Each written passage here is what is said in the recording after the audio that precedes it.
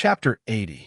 With the neutral lords taking sides, the entire underworld of Brooklyn had escalated from an undercurrent to a continuous conflict in just a week. Almost every day, there would be unlucky corpses lying on the streets. Although everyone still maintained a considerable degree of restraint for the time being and did not completely fall out with each other, everyone knew that it was only a matter of time. When Senator Miles took his last breath, whether it was Catherine, the Witch of Desire, or Cassandra, who was known as the Daughter of Nature, they would react immediately. They knew very well that this time, the two of them would end the battle that had lasted for decades. Unless one of them was completely dead, no one would stop. Of course, all this had nothing to do with Zhang Cheng. To be exact, ever since the last encounter with the demon, he had never stepped out of the villa's door. He had no idea what was happening outside. He hid in the basement all day long and hungrily carried out his own research. Occasionally, he would take some time to concoct a batch of magic potions and then hand them over to the Pullman to deal with. He had no idea that all the reputable figures in New York's underworld had more or less gotten their hands on the potions he had concocted. They had sent people everywhere to inquire about him, trying to find this so-called master of alchemy.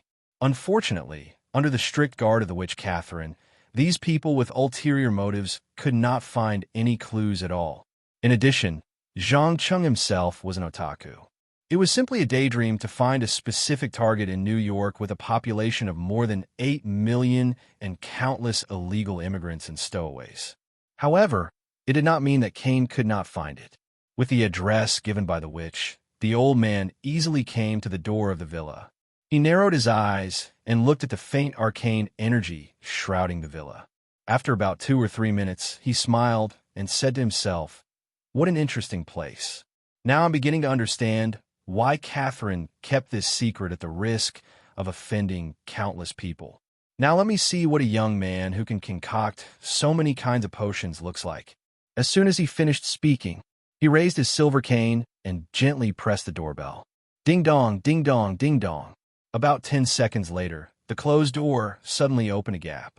Gracie stuck out half of her head and asked with a vigilant look, "Who are you? What's the matter?" "Relax, girl, I don't mean any harm. Here, please pass this to the owner of the house. Tell him that I was introduced by Madame Catherine." The old man didn't mind the girl's unreasonable behavior and casually handed over the Lord's badge that symbolized his identity and status. "Okay, I'll pass it on, but I can't guarantee that he'll meet you. Do you know? This guy is simply a lunatic and a monster. Apart from the most basic needs of eating, sleeping, and cleaning, he doesn't even need to talk or entertain himself." Gracie could not help but complain in a low voice. After all, her original plan was to find a way to move in and then use her advantage of being young, beautiful, and a virgin to become Zhang Cheng's girlfriend or lover so that she could have someone to rely on when the devil came to her door.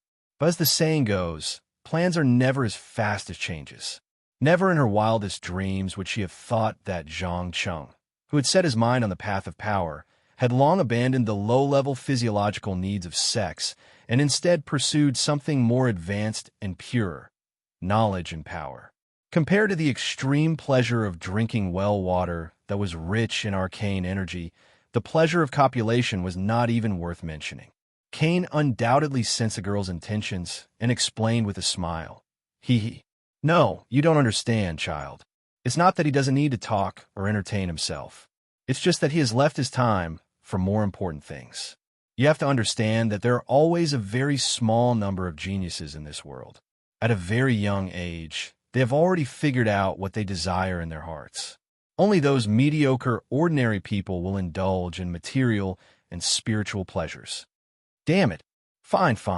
I'm a mediocre commoner you're talking about who's addicted to pleasure." Gracie rolled her eyes in annoyance and turned to disappear at the end of the corridor that led from the living room to the basement.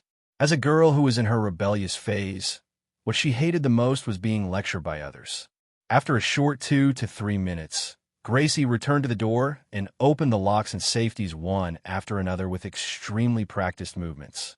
Then, she bent down and gestured for Cain to enter and teased in a very exaggerated tone, "Please come in, honorable sir." My utterly bored master is waiting for your arrival in the basement. Ha ha ha. You're very humorous. I'm starting to like you a little. Cain was clearly amused and walked toward the basement entrance. Even though it was his first time coming to this villa, he could see through the rich, arcane energy faintly emanating from behind the basement door at a glance. Like me? Sorry, I'm not interested in an old man of your age. Gracie blinked her eyes playfully and quickly jumped onto the sofa to lie down. She watched TV while eating fruits. Cain smiled and shook his head. He did not continue to pay attention to her and pushed open the door to the basement. Zhang Cheng, who was trying to engrave runes on a short sword, heard the footsteps and said without turning his head, "Please wait for a moment. I have to finish the work at hand first." "No problem. Go ahead. Just pretend that I'm not here," Cain responded very reasonably. After saying that, he stood alone in the corner and looked at the young man who was not far away from him, who was fully immersed in his work. In particular, the dense, mysterious runes on the sword aroused his great interest. 42-17-170-647-839. Zhang Cheng mumbled numerical codes that no one else could understand as he poured the melted gold dinar. The liquid gold that was rich in unknown energy quickly filled the groove. The moment the last rune was filled, the blade suddenly shattered and a silver-white flame that was completely composed of energy shot out from the bottom of the hilt. Unlike ordinary flames that emitted light and heat, the silver-white flame did not emit heat. Instead, it kept absorbing heat from the air. In the blink of an eye, a thick layer of frost appeared on the workbench where the short sword was placed. Any object that came into contact with the silver-white flame would be completely frozen within a few seconds. It was just like a terrifying high-pressure liquid nitrogen ejector. Chapter 81. As an overlord of the underground world, Cain had seen many incredible items at the annual auctions. However, he had never seen anything like this weapon that could shock him from the bottom of his heart. Before this, he would never have thought that a sword could completely abandon its physical body and be made of the purest energy. Through the absorption and eruption of energy, it could cause great damage to the enemy. To a certain extent, this was no longer as simple as creating a powerful magical item. It was creating something from nothing. Ignoring the value of the dagger itself, just the technology and idea alone was enough to prove the inventor's attainment in the field of magic and energy. Originally, Cain was a little worried that a young alchemist would not be able to meet his requirements. However, after admiring the process of making the dagger, his heart was finally at ease. Of course, he did not know that the reason why Zhang Cheng was able to make such a cool item was because he had borrowed the craftsmanship of the Azeroth High Elves and had recently deciphered some runes. Moreover, according to the data in the game, this short sword was at most level 40. It was a far cry from Thibaut's blazing longsword and Silver Dawn Avenger. It could not even compare to mithril weapons with slightly higher enchantments. Zhang Cheng's purpose in making the dagger was simple. On one hand, it was to train his skills in making magic items and pave the way for the creation of exclusive equipment in the future. On the other hand, it was to test the power of partially deciphered rune combinations. The numbers that he had whispered before were the corresponding rune codes. Carefully grabbing the hilt of the dagger, he waved his hand and slashed at the chair closest to him. In an instant, the terrifying cold directly froze the wood, making the chair hard and brittle. The next second crack, the entire chair shattered into countless pieces under the impact of the cold energy. Needless to say, if it touched the body of a normal person, the effect would be similar. Just as Zhang Cheng was considering whether to make another scabbard, Cain, who had been silent for a long time, could not help but stand up. He applauded and praised, "Wonderful! I can't believe that I have unintentionally witnessed a miracle. Forgive me for being presumptuous, but are you interested in selling this dagger? If you are, then I can use my status as a lord to arrange for it to be auctioned at the end of the year. I guarantee that when the time comes, there will be a lot of people fighting over it." Sell. Zhang Cheng was obviously stunned. This was because, in his eyes, the short sword could only be considered as practice at best. Especially the silvery white flame that was sometimes strong and sometimes weak it was very unstable. Using such a thing to bribe people was simply a scam. Imagine the expression on a sword expert's face when he was about to stab his opponent's heart with his sword, only to realize that his sword had been cut short. He might even want to curse all the female members of the swordsmith's family. What? You don't plan to sell it?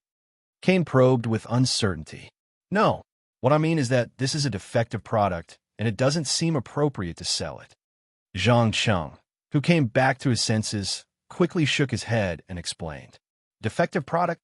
Kane subconsciously glanced at the short sword. He really couldn't understand. A weapon that could release such a powerful energy attack didn't look like a defective product at all. It was clearly a high-quality item. There was no doubt that due to their different perspectives, there was a huge difference in their perceptions. The former stood from the perspective of the creator and wanted his work to be perfect, while the latter considered from the perspective of the user. He believed that this energy weapon that had never been seen before would definitely be able to play an unexpected role in battle. In the end, both parties stared at each other, unable to understand each other's intentions. Fortunately, Kane, who had lived for more than 60 years, had a lot of life experience. He quickly noticed this opportunity and suggested with a smile, "Why don't you sell this short sword to me directly? I promise that no matter what happens in the future, I won't blame you." What about the price? Zhang Cheng was no fool and immediately saw through the other party's little scheme. No matter what, he had experienced nearly 20 failures in order to successfully forge the sword before him. He had melted more than 150 gold dinars. If not for the money he earned from selling potions, he might not have been able to persist until he succeeded. As for the time and energy he had wasted, it couldn't be measured with money. How could he not take the opportunity to collect some interest? I think 500 gold dinars is a reasonable price. Kane calmly offered a relatively low price and was prepared to haggle over it. Although he didn't know the exact cost of the sword, he could tell from the never-ending energy that it would cost at least a few thousand dinars to obtain it. 500. Zhang Cheng, who was seriously lacking in research funds, nodded his head without hesitation. Deal. After all, he didn't use any valuable materials in the process of making the dagger. He only mixed a little bit of mithril that he brought back from Azeroth to ensure that the hilt wouldn't disintegrate after the runes were activated. The real bulk of the profit was still the gold dinars that had been melted down. Every time he tried to forge it, he would have it consume 10 gold dinars. 500 gold dinars was already a huge profit of 5,000%. There was no reason for him to refuse. Moreover, the energy dagger that was forged with the help of the mysterious symbols in the notebook might not be able to be used normally once it left this world. Before this was confirmed, it only had research value and not practical value. WH. What? Kane couldn't believe his ears. His eyes widened in shock. Zhang Cheng thought that Kane was going to go back on his word. He stuffed the dagger into the old man's hands and said with a straight face, "I'm sorry. The item has been sold and cannot be returned. Please pay 500 gold dinars now." Kane didn't know whether to laugh or cry as he felt the bone-chilling cold from the silver flame. He took out a unique key from his shirt pocket and handed it over. "Here, there's a small bank called Asa on 5th Avenue in Manhattan. Take the key and hand it to any of the staff there. They'll take you to the safe to withdraw the 500 gold dinars." Bank? There's a bank in the underground world? Zhang Cheng raised his eyebrows, a hint of surprise in his eyes. Of course there's a bank in the underground world. Come on, it's the 21st century now. We're not living in the dark Middle Ages of a few hundred years ago. Kane, who was in a good mood, joked. Chapter 82. Since there are banks, why don't they introduce financial services? For example, credit cards and checks. Why do they have to use primitive and outdated precious metals as currency? Also, what's with this key? Are you going to use it to open a safe? Zhang Cheng frowned and asked several questions that had been bothering him. He really couldn't understand why the underground world was so strange. Not only did it retain a large amount of so-called ancient traditions from thousands of years ago, but it also mixed in a large amount of modern things like cars, planes, firearms, electronic products, and so on. It was a little confusing. Kane shrugged nonchalantly and joked. Financial services? Do you think the underground world needs financial services?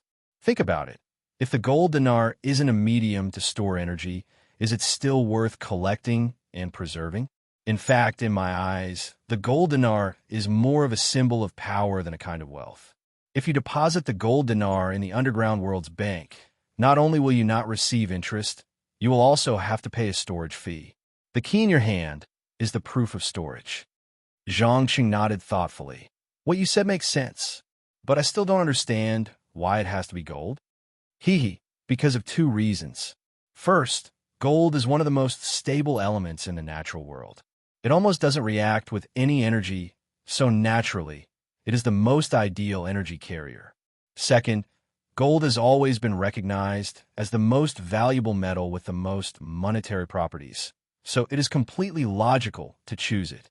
Oh, I almost forgot. You don't know yet, do you? In fact, when the parliament was first established, there was a silver dinar that had a lower value. However, as the amount of gold mining increased, it was slowly eliminated.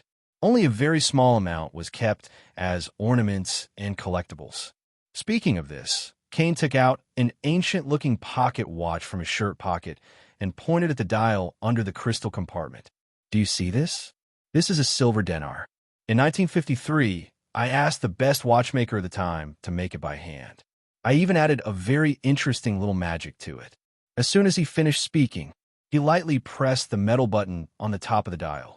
In an instant, a faint surge of energy gushed out, shooting right into Zhang Cheng's eyes.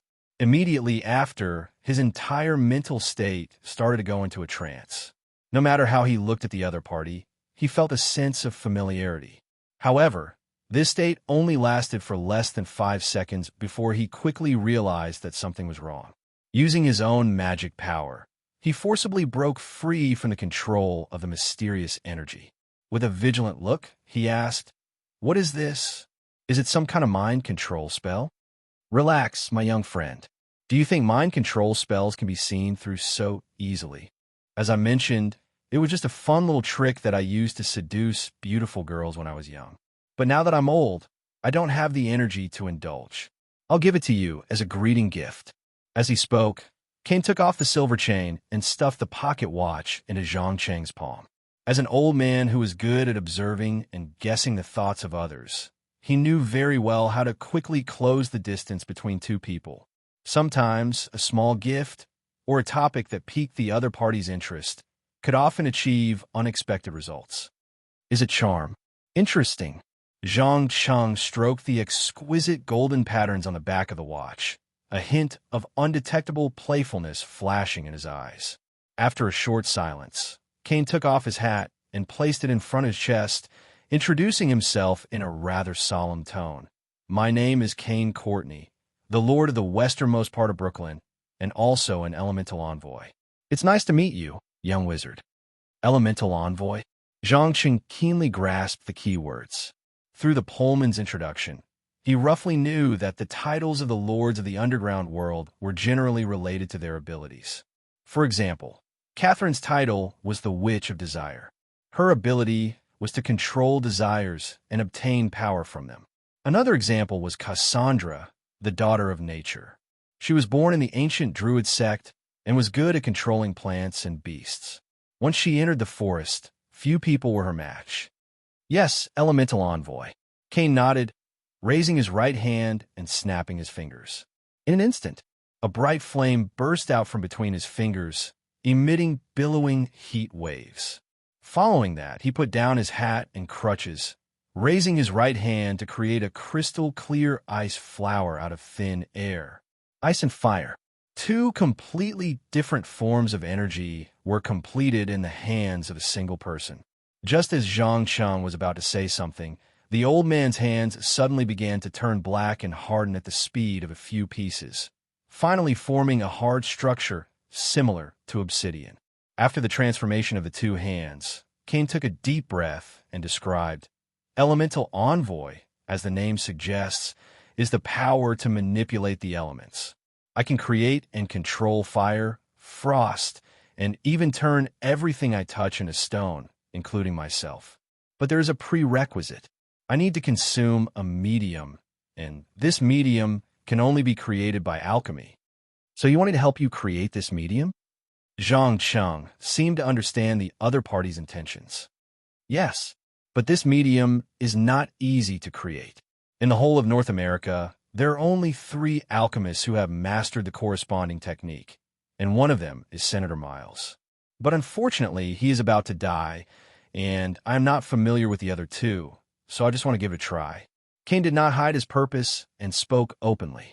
Anyway, the lords of the underground world already knew about this, so it did not matter if a few more people knew about it. Zhang Cheng smiled slightly and replied straightforwardly, "Sample. I need a sample for research and what benefits I can get from it." Ha ha ha. You are very direct. You did not beat around the bush. There are no hidden hints. I like this way of talking.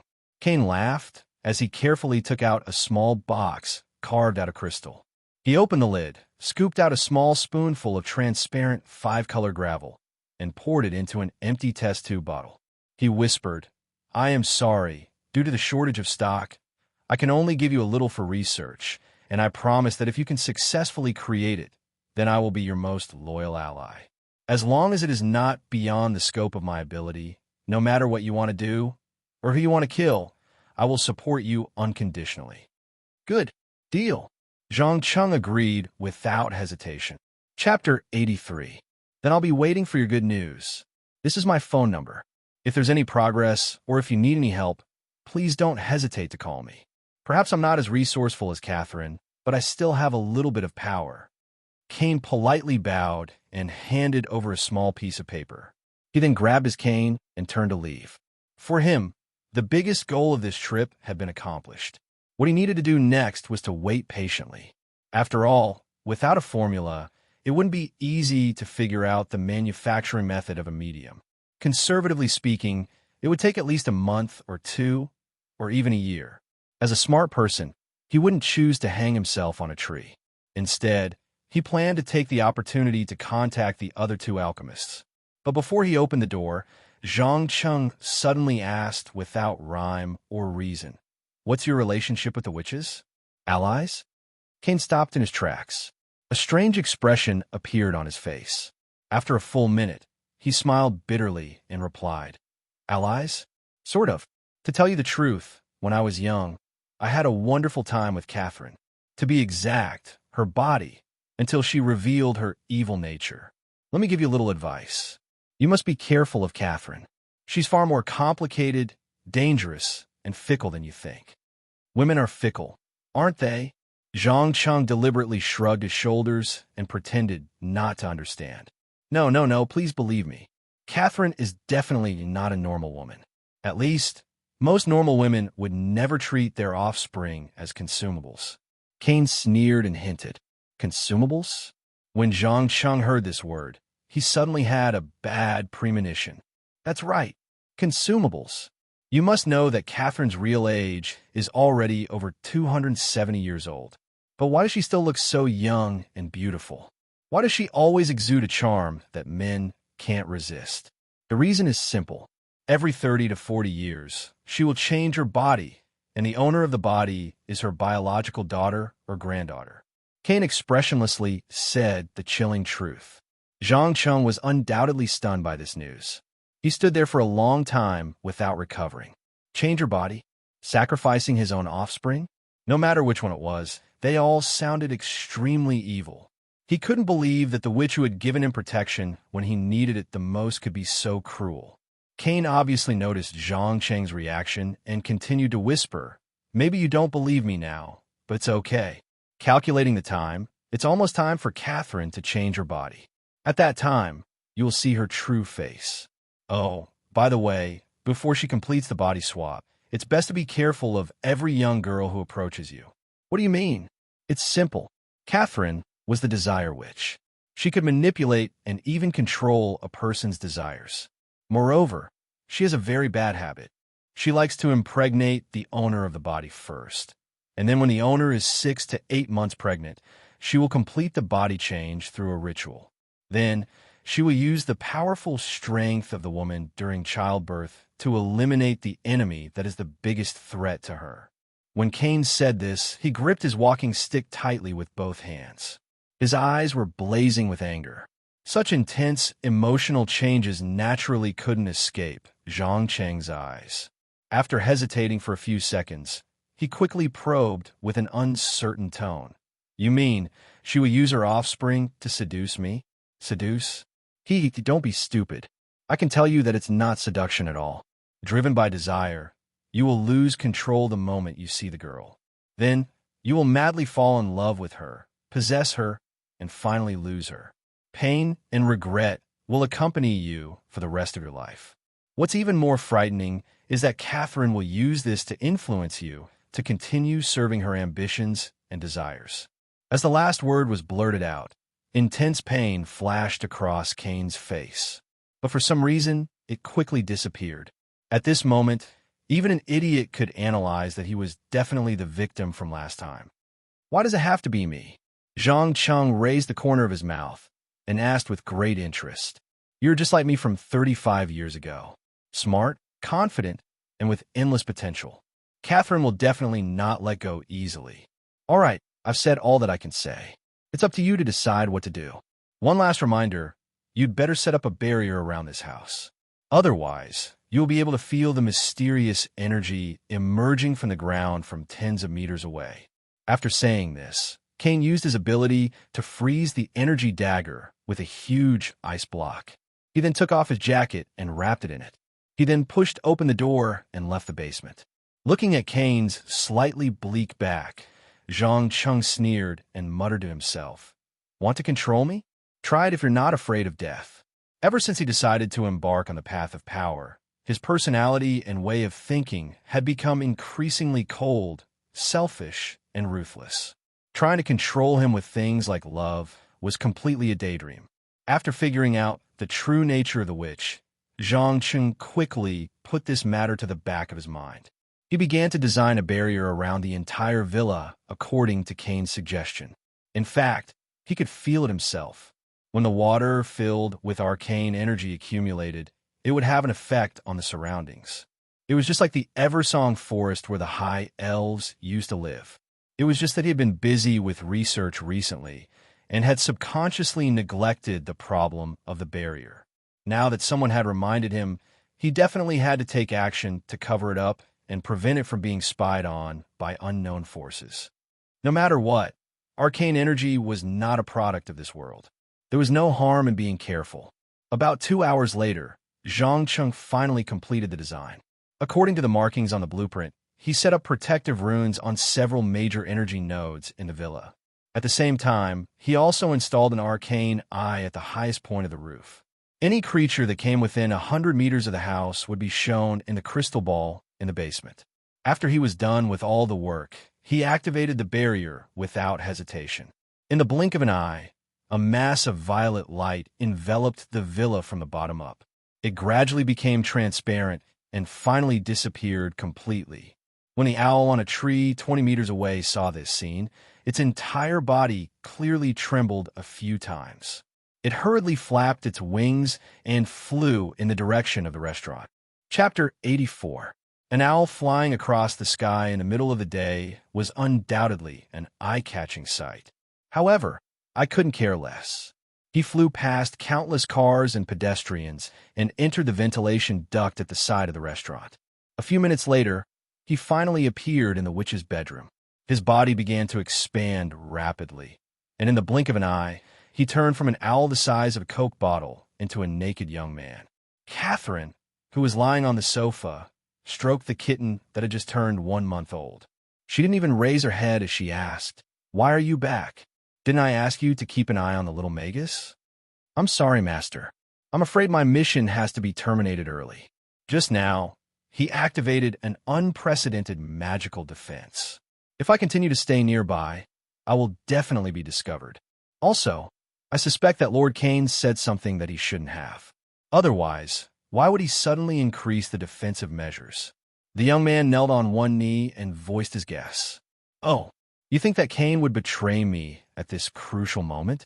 Catherine's movements clearly paused for a moment. Her right hand subconsciously exerted force and choked the kitten's throat. Although the poor thing struggled with all its might, It was too weak to put up any effective resistance. Slowly, its struggle became weaker and weaker until it finally stopped moving. Realizing that she had strangled the pet in her hand, the witch immediately frowned and threw the kitten's body into the rubbish bin. She stood up and walked around the sofa as if she was thinking about something. The young man stared at the kitten's body, his pupils constricting. He then lowered his voice and reminded her, "Master, please don't forget that you used Lord Cain. Although he hasn't done anything out of the ordinary these past few years, I'm sure that he's secretly plotting revenge. Perhaps when you abandon this body, it will be the start of his crazy revenge."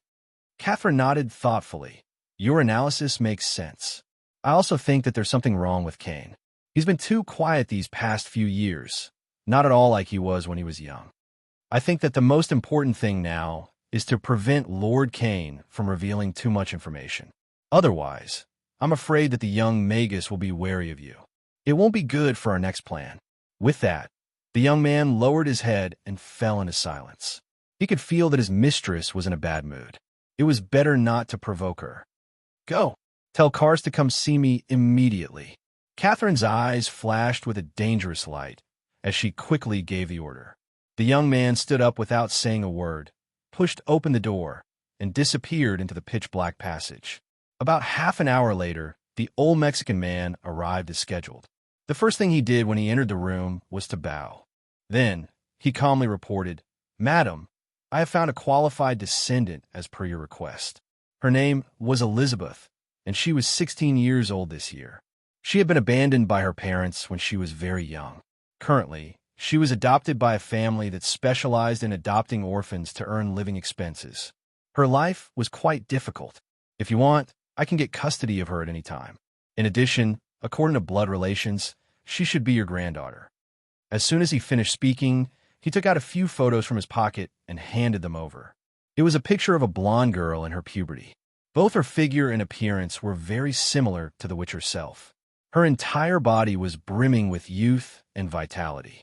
If one had to find a flaw, it would be the depression and melancholy between her eyebrows. She probably suffered too much in the foster home. Catherine curled up the corner of her mouth, and a satisfied expression quickly appeared on her face. "Very good. It's her. I'm sure this little girl will be very happy that she has a grandmother with a net worth of over $70 million, right? Haha. I'm sure she will be so excited that she will lose sleep when she hears the news." Karst responded with a cruel smile. There was no doubt that he knew what fate awaited this girl. "Elizabeth, my little cutie, grandmother needs you now." Catherine mumbled to herself in a low voice.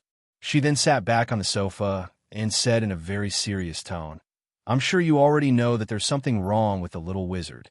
I suspect that Cain has betrayed me. Yes, my eyes told me so, but I think it's still too early to make a judgment. We should at least confirm it first." Karst gave a different suggestion. "How do you plan to confirm it? Are you going to pay a visit?" The witch held her chin with interest. "No, madam, we're not suitable. Isn't the most suitable candidate right on your table?" Karst lowered his head and glanced at the young girl in the photo. The meaning of his words was self-evident. "You mean to let Elizabeth go?" Catherine asked with uncertainty. Karst nodded seriously. "That's right. Just think about it. Who would be wary of a young and beautiful girl? Plus, with your ability, as long as we create an accident, she will be able to get close to Zhang very quickly. And if it goes well, I can even replicate the good show from 30 years ago." Catherine licked her lips and moaned excitedly. She felt an inexplicable sense of excitement and impulsiveness when she thought about having a young girl with unlimited potential at her feet. It was even more exciting than sex. "Well then, madam, I'll go take care of this now. Elizabeth will be reunited with you tomorrow afternoon at the latest. Please make sure to leave a good impression on her. As for Lord Cain, don't worry. I'll personally go and give him a warning." After saying this, the old Mexican man bowed and slowly left the witch's bedroom. At the same time, in an alley in the westernmost part of Brooklyn, Cain was standing in front of a woman with oil paint on her face. He greeted her with a smile. "Good afternoon, daughter of nature. I'm flattered that you came in person." "Cut the crap.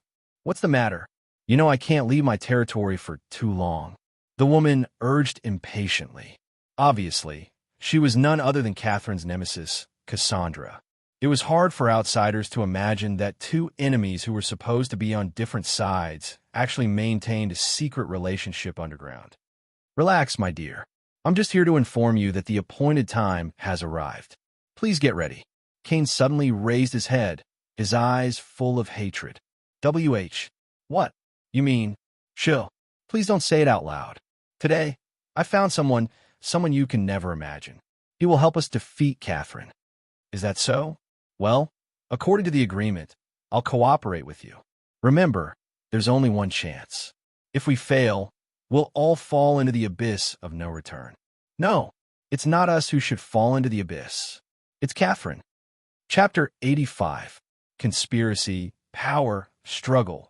As the sun slowly set from sea level, New York's underground world once again ushered in a restless night. If one were to stand in the sky, they would notice that there were people going in and out of the secret strongholds in every corner of the city. However, some of them were intact, while others were lying on ground. As the conflict between the Lords of Brooklyn continued to escalate, the entire Brooklyn area had been plunged into a bloodbath. Anyone with a bit of rationality would choose to find a safe place to hide.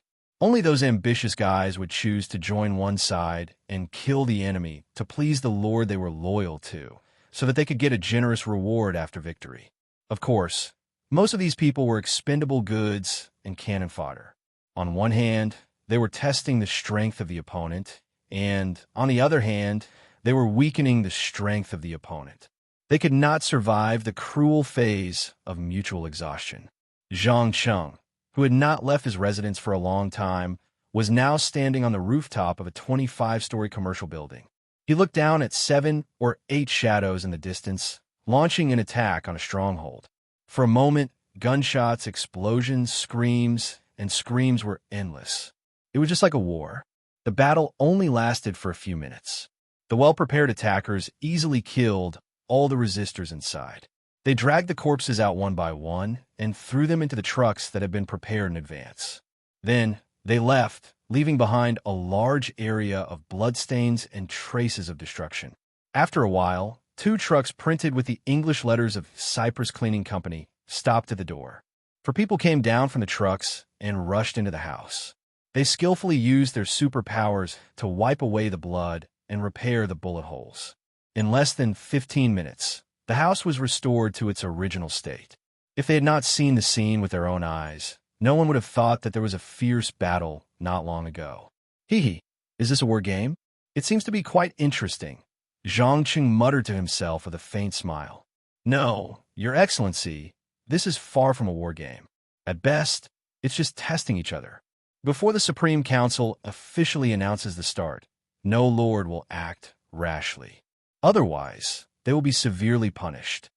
The Pullman standing next to him fiddled with his hair that was blown by the wind and explained in a low voice. Oh, what does a real war game look like? Zhang Cheng asked with great interest. The Pullman shuddered and replied with a bitter smile. I'm sorry. I've never participated in a war game before. I've only heard that when the game starts, the council will allow all the lords to bring their subordinates into another dimension. There will be a bloody battle, and only the winner will be able to walk out alive. The last war game was an Empress 15 years ago.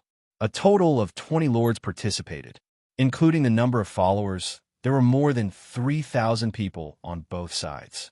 But in the end, less than 100 of them came back alive. The rest all died. Although there wasn't much description, Zhang Cheng could feel the tragic situation at the time just from the series of cold numbers. Other things aside, just the death of more than 3,000 people was enough to prove that the war game was not just a game, but a veritable war of superpowers. Just as he was thinking about why the Supreme Council would use such a bloody method to select a successor, 2 middle-aged white men in their 40s suddenly pushed open the door of the rooftop and hurried over. One of the men, who was wearing a gray jacket and had a thick beard, walked straight to the front.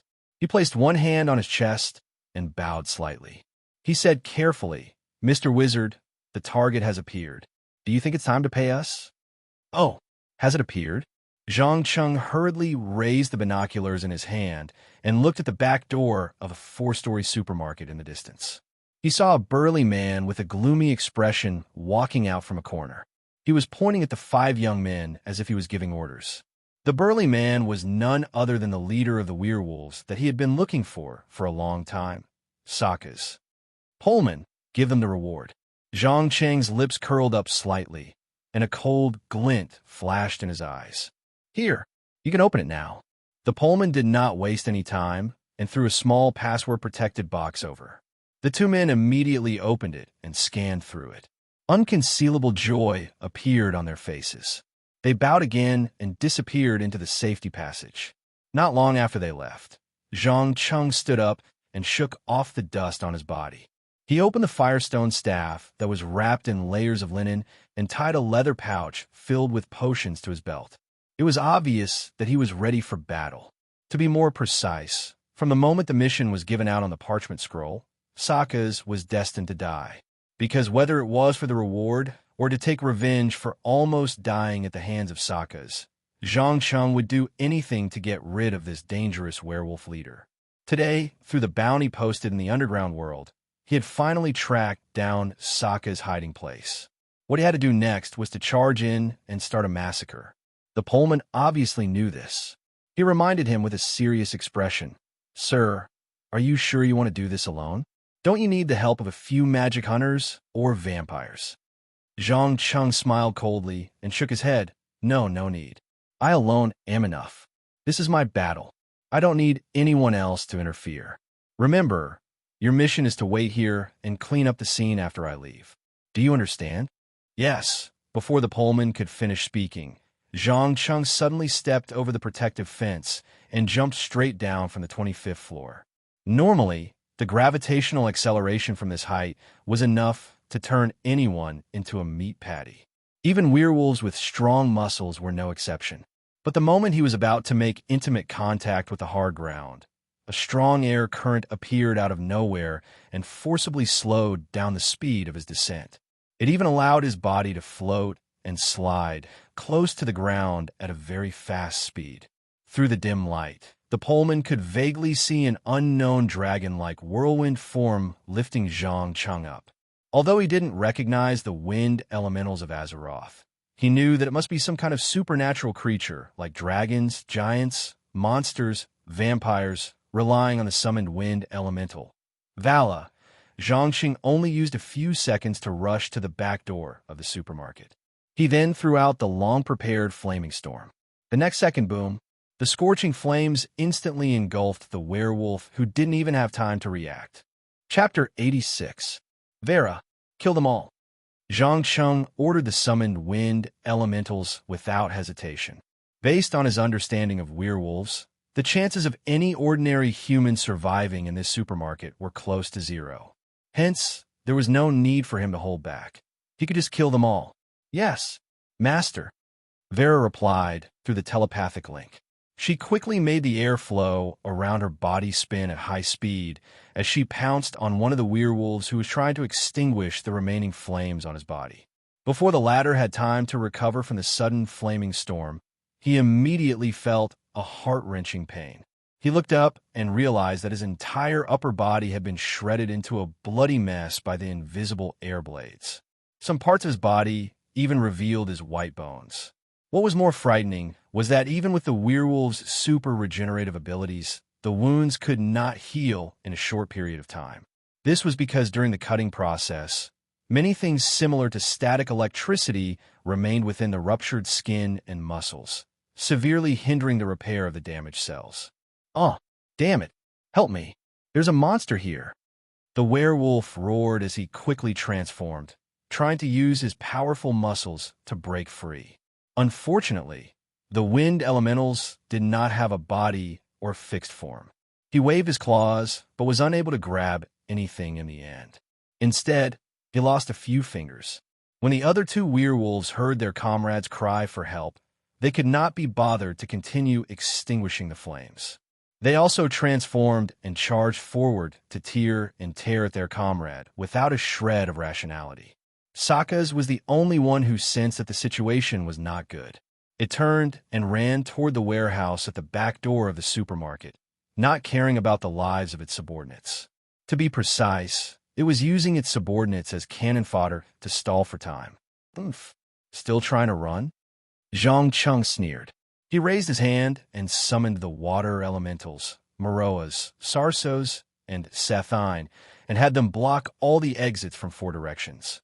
Now, no matter which direction the werewolf leader wanted to come out from, it would have to face one of the elementals. As for the few ordinary werewolves, they had long been turned into a sticky mixture of flesh and blood under Vera's attack. Only the toughest bones were preserved. From afar, it looked like a scene from a horror movie. It was obvious that physical attacks alone would not be able to truly harm it. Taking a deep breath of the air filled with the smell of blood, Zhang Cheng felt that his nerves, which had become indifferent recently, began to become excited again. It was like the intense stimulation that could not be described with words when a hunter launched a fatal attack on his prey. This feeling is amazing, he muttered to himself as he took out a bottle of well water filled with arcane energy from his bag and drank it. In the blink of an eye, violet light began to revolve around his body, forming a layer of energy. Don't think that this is some kind of defensive spell. On the contrary, the function of these energy clusters was closer to a type of mana replenishment. When Zhang Cheng's own magic power was exhausted, he could directly draw energy from the energy cluster to quickly restore himself.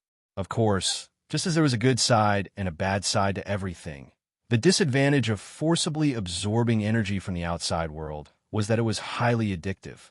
In fact, as he often replenished his arcane energy from the pool in the wooden barrels in the basement, he was now showing signs of addiction. He would feel uncomfortable all over if he did not inhale a little every day, unable to concentrate. However, in order to quickly gain power and prepare for the upcoming chaos, Zhang Cheng had to temporarily give up on cutting off the treatment and let the magic addiction continue to worsen. After all, as long as the wooden barrels were not destroyed, the magic addiction was not a big deal. The High Elves had been absorbing the water for thousands of years without any major problems. The so-called magic addiction would only manifest serious repercussions when the pure energy source was destroyed. Before this, the High Elves had relied on the Sunwell to create a glorious magical civilization. With a nonchalant attitude, Zhang Cheng leaned on his flint staff and strode into the entrance to the basement level of the warehouse. Just as he stepped over the threshold, a small figure suddenly rushed out from the corner. Zhang Cheng raised his left hand and gave the other party a flame blast without hesitation. Asterisk bang. Asterisk the small figure fell to the ground, but quickly got up and opened its mouth to let out a low, threatening growl. With the help of the flash of light, just now, Zhang Cheng finally saw clearly what had attacked him. It was about 3 meters tall and looked like a miniature werewolf. However, it did not have the thick hair of a normal werewolf, but was instead replaced by a layer of reddish-brown scales. There were 2 sharp horns on its head, and its eyes were like 2 balls of burning flames that constantly emitted a strange red light. Demonic infant. This term immediately popped up in Zhang Cheng's mind, and he realized that this was the hybrid werewolf with Hell's bloodline that Sakas had obtained through the sacrificial ritual. Although it was less than a month old, its appearance was almost the same as a 13 or 14-year-old child. Its strength, agility, and regenerative ability were more than double that of an ordinary werewolf. At the very least, an ordinary werewolf would definitely not be able to stand up in a short time after being hit by a flame blast.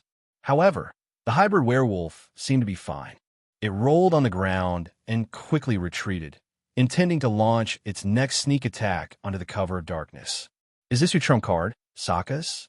If so, I regret to inform you that you won't be leaving here alive tonight. Zhang Cheng calmly closed the door and locked it. He then slowly walked to the center of the room and looked up at the werewolf leader who had jumped to the top of the box. Who are you? Why are you going against me? Sakas, whose whereabouts had been exposed, jumped down and asked with a frown.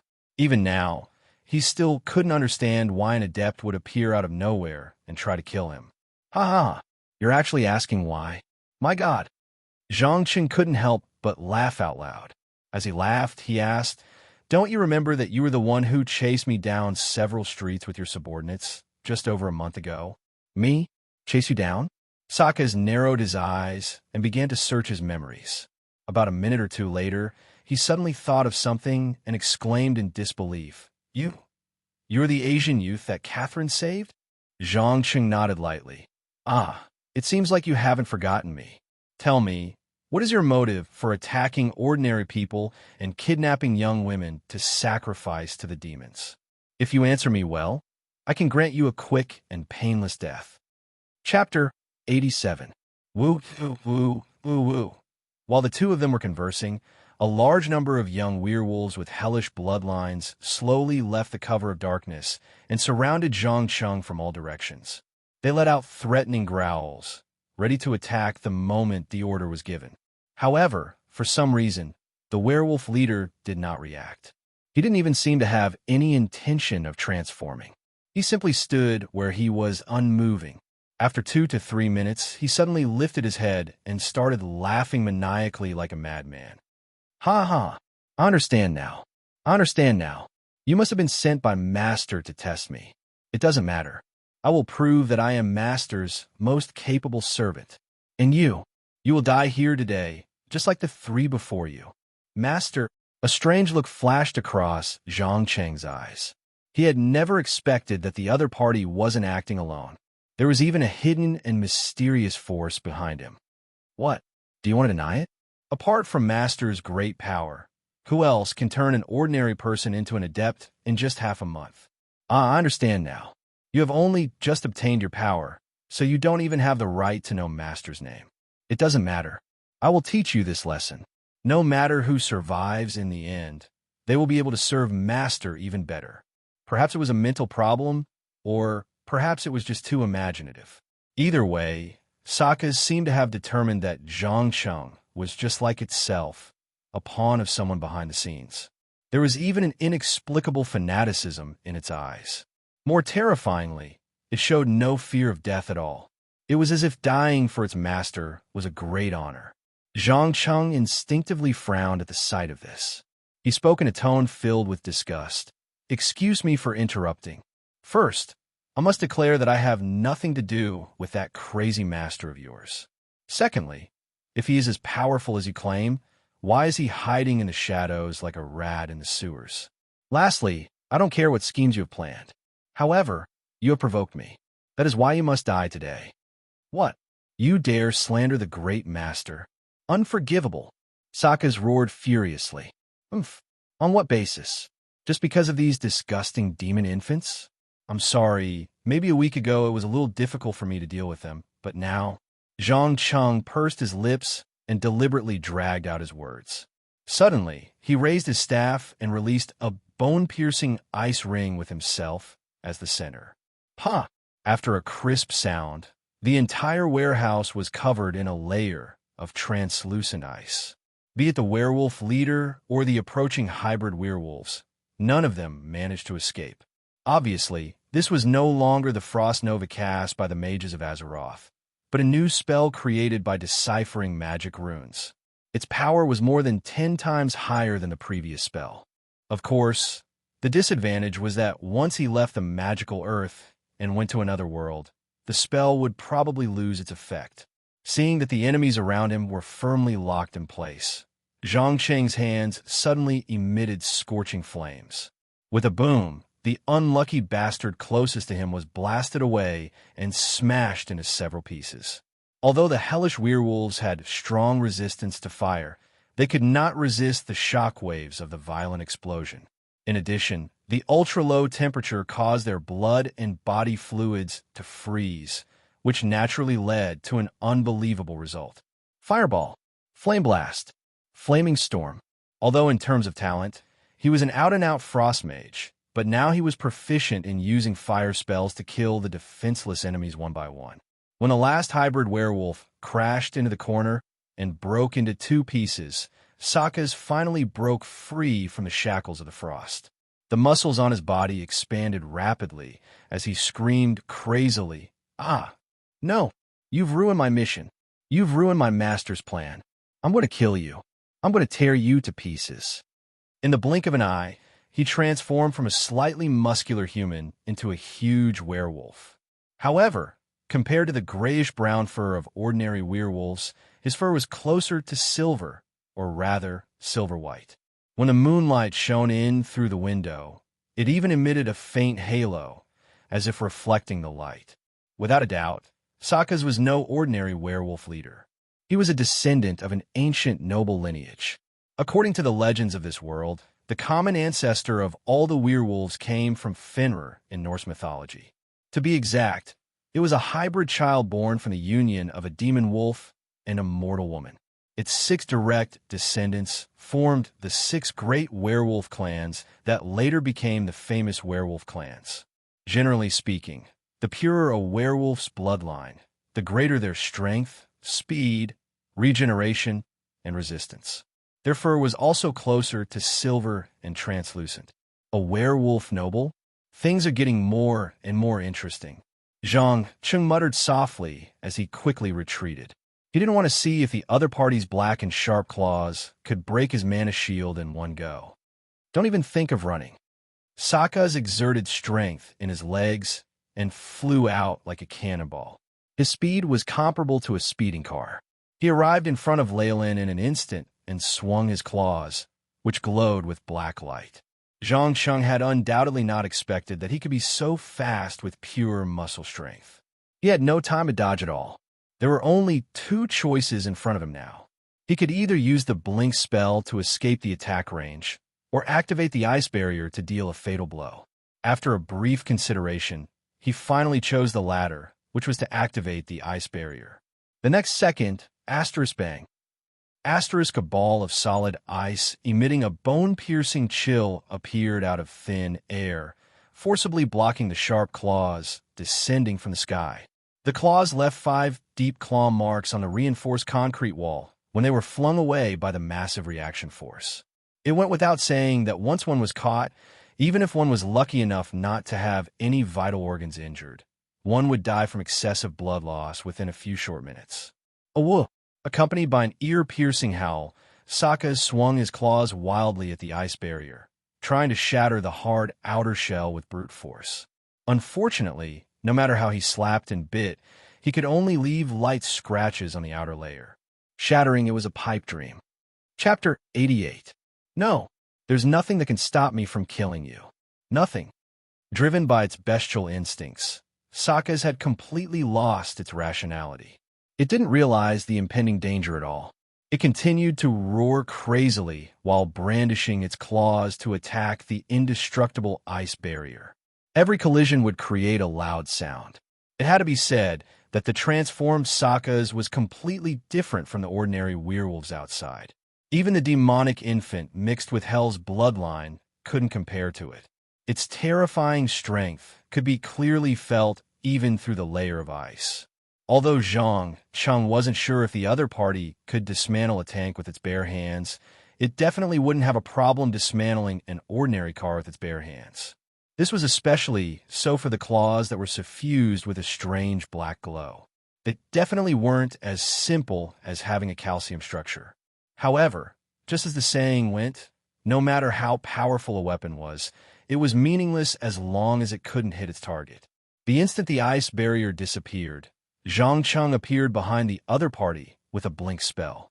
Then, he activated the spell stored in the arcane runes without hesitation. In an instant, Sokka's feet were wrapped in a layer of bone-piercing ice. The layer of ice was getting thicker and thicker, extending from the bottom up. In the blink of an eye, it lost the ability to move its body below its knees. It was trying to turn around and run when it stumbled and fell heavily to the ground. It tried several times, but couldn't get up. All it could do was howl continuously to vent the anger and frustration in its heart. "Hee, how do you feel?" Zhang Chung asked with a smile as he stared into the werewolf leader's beast-like eyes. However, Sokka's didn't react at all.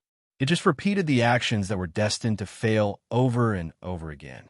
Seeing that the other party was ignoring him, Zhang Chung shrugged nonchalantly and continued, "Do you know, I had a girlfriend when I was in university.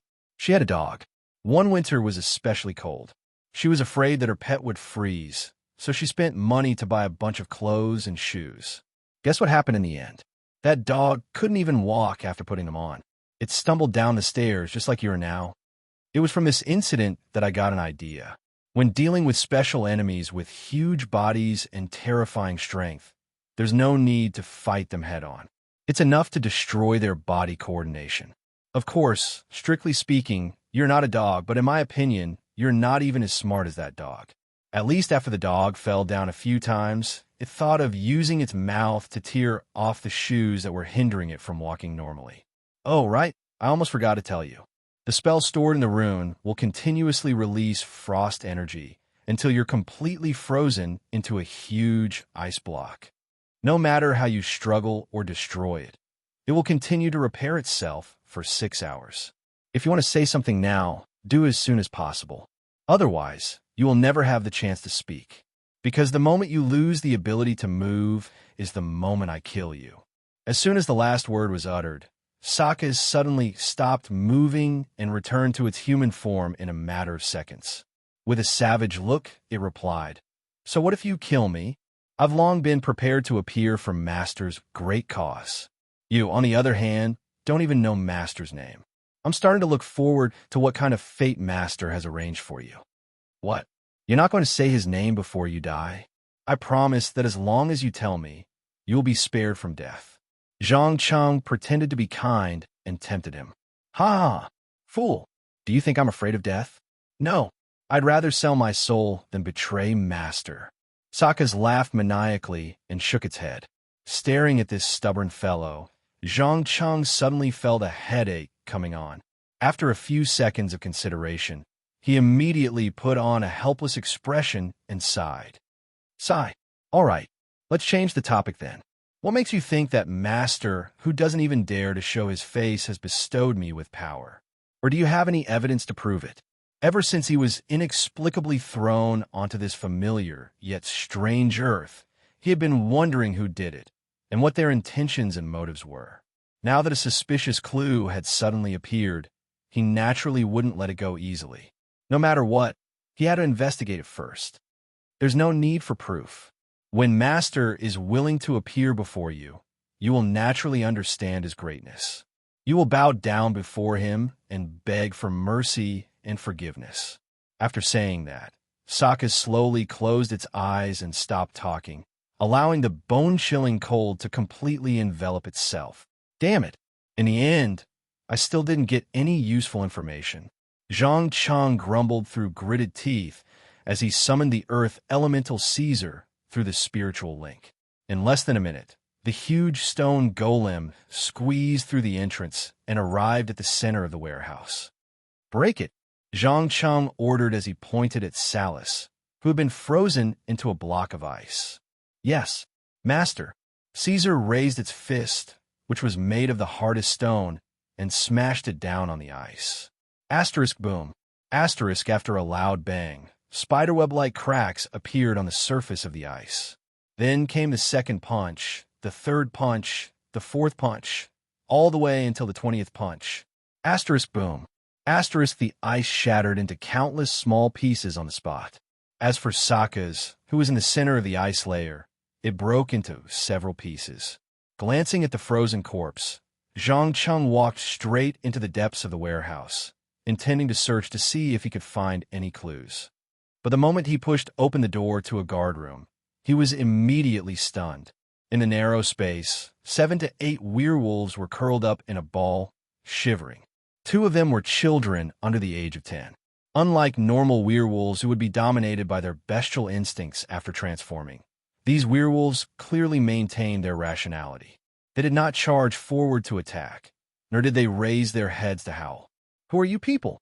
Zhang Cheng asked softly, sensing that something was amiss. We are employees and customers of the supermarket.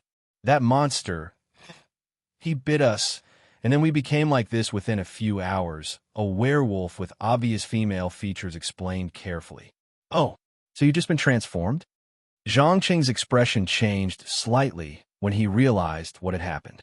After all, werewolf nobles had a higher status than ordinary werewolves because they had the ability to transform ordinary people into werewolves. It was just that most werewolf nobles would abide by the rules set by their families and would not casually transform ordinary people. However, Sakas undoubtedly did not abide by this rule. Perhaps the werewolves who had attacked the pedestrians in Brooklyn recently were all temporarily transformed cannon fodder. Just as he was pondering the meaning of this, the woman who had spoken just now stood up slowly and said in an uncertain tone, "Sir, can you save us? Get out?" "Where to?" Zhang Cheng, who had recovered from his shock, asked in return. Go home. I haven't seen my husband and son for 3 days. I beg you, please help me." The woman cried, trying to gain sympathy. "I'm sorry, madam, I can't do that." Because, before Zhang Cheng could finish his words, a man in the corner suddenly pounced with a ferocious look in his eyes. "Look, this is what I want to say." Chapter 89. Bob. Oh my God, you killed Bob. The twitching corpse made the woman open her mouth and let out an ear-piercing scream. In fact, it wasn't just her. The other survivors also showed a terrified expression. They didn't realize that they were no longer ordinary people who couldn't resist, but monsters who could easily create a tragic massacre. Listening to the noise that was obviously over 120 decibels, Zhang Cheng couldn't help but dig his ears, frowned and shouted, "Calm down. Unless you have a problem with your eyes, it should be easy to see that it was him who attacked me first. From a legal point of view, my actions are definitely self-defense, not murder. Also, if you have the time to worry about others, why don't you worry about yourselves first?" Judging from that guy's reaction just now, in at most an hour, you will all lose your minds one after another and madly attack every living thing within sight. "What? You mean we're going to lose control like Bob?" Another young man wearing a supermarket uniform suddenly stood up, his eyes showing a terrified expression. Of course, any newly infected werewolf will inevitably go through a period of transformation, also known as the beast stage. During this period, your body and spirit will undergo a drastic change. Especially the instincts that control the bestial nature will be released, and you will eventually become a new half-human, half-wolf race. However, this change isn't without danger. Putting aside the threat it poses to others, it's very likely that you will succumb to your bestial nature and never be able to regain your rationality.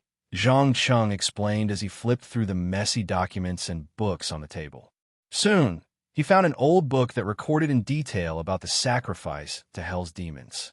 Judging from the strange touch of the pages, it was most likely some kind of leather paper, but as for what it was, he wasn't too sure. Ancient, dark, full of evil. Even if you couldn't understand the words, the moment your hand touched the page, you would naturally understand the meaning inside. Without a doubt, this book was the famous Book of the Devil. It was an important tool used by the forces of hell to lure mortals into depravity. It could ensure that even the illiterate and blind could perform all kinds of sacrificial rituals according to the instructions in the book. Just as Zhang Cheng was about to roughly flip through it, the young man in the supermarket uniform suddenly jumped up without warning, waved his sharp claws, and with lightning speed, stabbed into the woman's eyes. With a huge force, the claws penetrated the brain on the spot. The woman didn't even have time to react before she breathed her last. After killing the first target, he didn't have the intention to stop. He pulled out his claws and pounced on the second person, followed by the third, the fourth, the fifth. In the blink of an eye, the only survivor left in the room. Even the 2 children couldn't escape.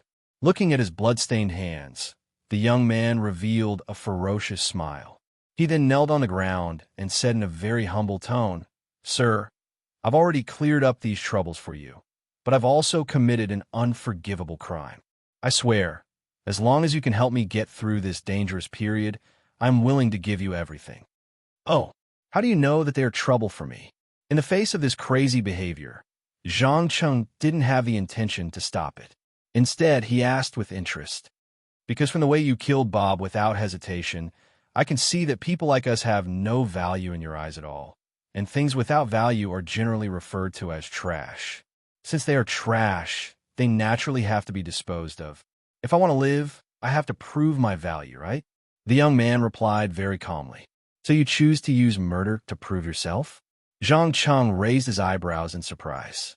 The young man nodded seriously. Yes. I was born in the poor neighborhood, and I joined a gang when I was about 15 or 16 years old. I know a lot of gang rules. The most important one is that if you want to win the boss's trust, you have to do something that satisfies him, and that is to kill. I don't ask for much. As long as I can survive, I am willing to pay any price for it. Staring at the young man's eyes that were filled with the desire to live, Zhang Cheng suddenly smiled. He took out the latest flip phone from his pocket and dialed the lawyer's number.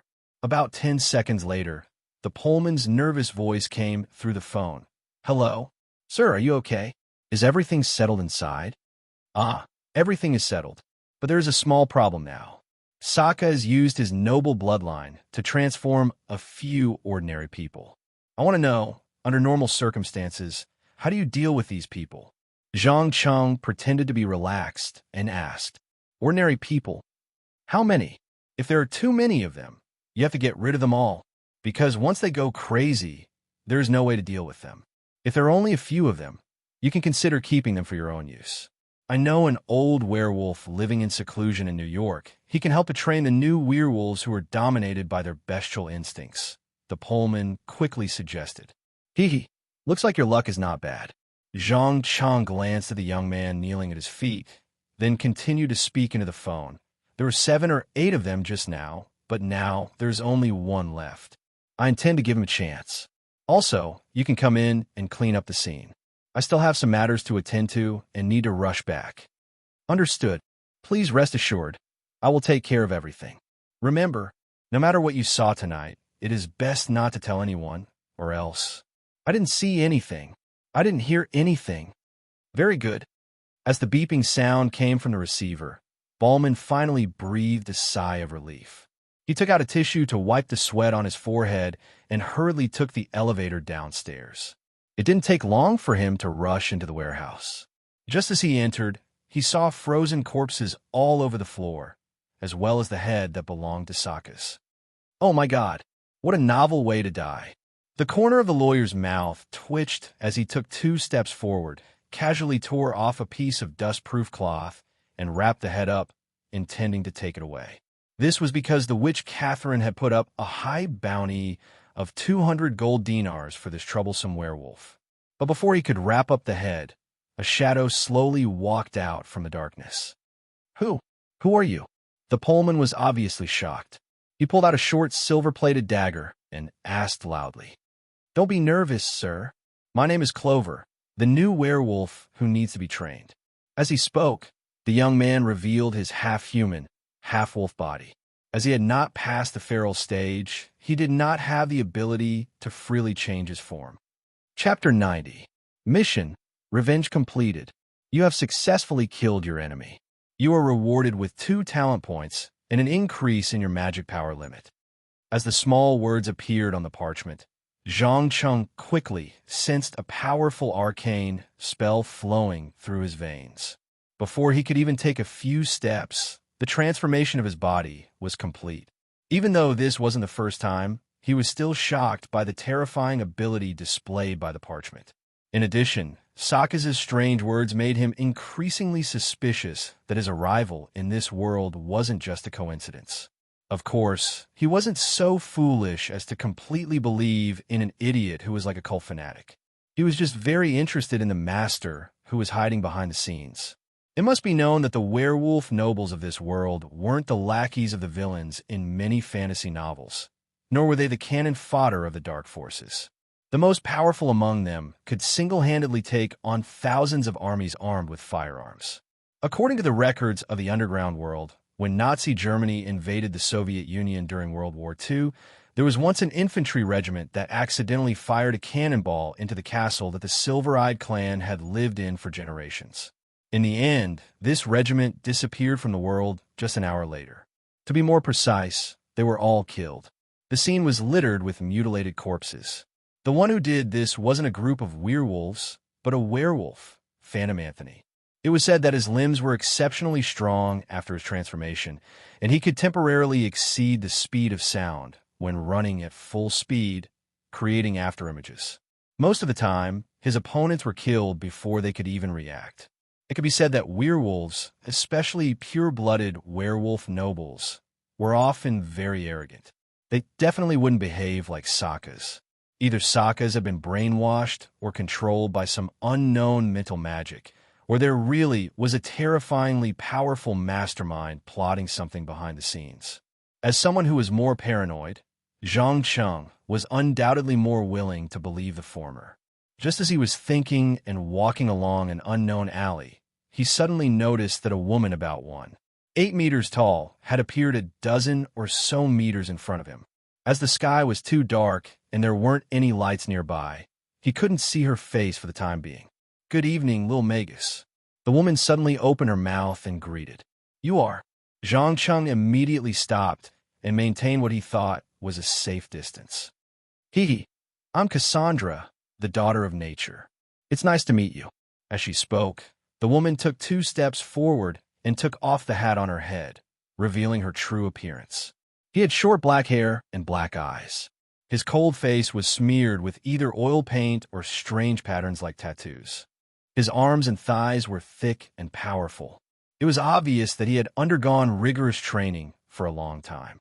Zhang Cheng was willing to bet that under his clothes were hidden muscles comparable to those of a fitness trainer. After all, the druids in this world weren't like the more gentle sects of Azeroth. They followed the cruel law of survival of the fittest. If a person wanted to join them, they had to survive in the extremely cold Arctic Circle for a month without any tools, food, or fresh water. Only those who survived would be qualified to learn ancient knowledge and magic from the elders. This also meant that before becoming a druid, every member of the sect had to be a master of survival and hand-to-hand combat. Otherwise, they wouldn't be able to last until the end. Looking at the face full of strange patterns, Zhang Cheng hesitated for a moment. Then he put one hand on his chest and bowed slightly. "Good evening, respected daughter of nature. May I know why you're blocking my way?" He didn't understand why the enemy of the witch Catherine would find him, especially in such a remote alley. "No, it's nothing particularly important. I'm just here to feel your aura, to confirm if you're exactly the same as what someone described." As soon as she finished speaking, Cassandra suddenly raised her hand and snapped her fingers. Then, a leopard covered in black fur descended from the sky and landed steadily beside Zhang Cheng. It twitched its nose and sniffed around. After a full minute, it turned back to its master and let out a low growl of varying lengths. Oh, really? Really?" Cassandra could obviously understand the meaning of the leopard's growl. Soon, a surprised expression appeared on her face. When the leopard stopped growling completely, she quickly took out an emerald green oak seed from her arms and said in a meaningful tone, "I believe you have heard some of the grievances between me and Catherine. As the war game gets closer and closer, one of us will inevitably be killed by the other. Sorry, Mayim, I'm not interested in this kind of thing, and I don't intend to take sides." Zhang Cheng frowned and interrupted. Cassandra shook her head indifferently. "Don't worry, let me finish.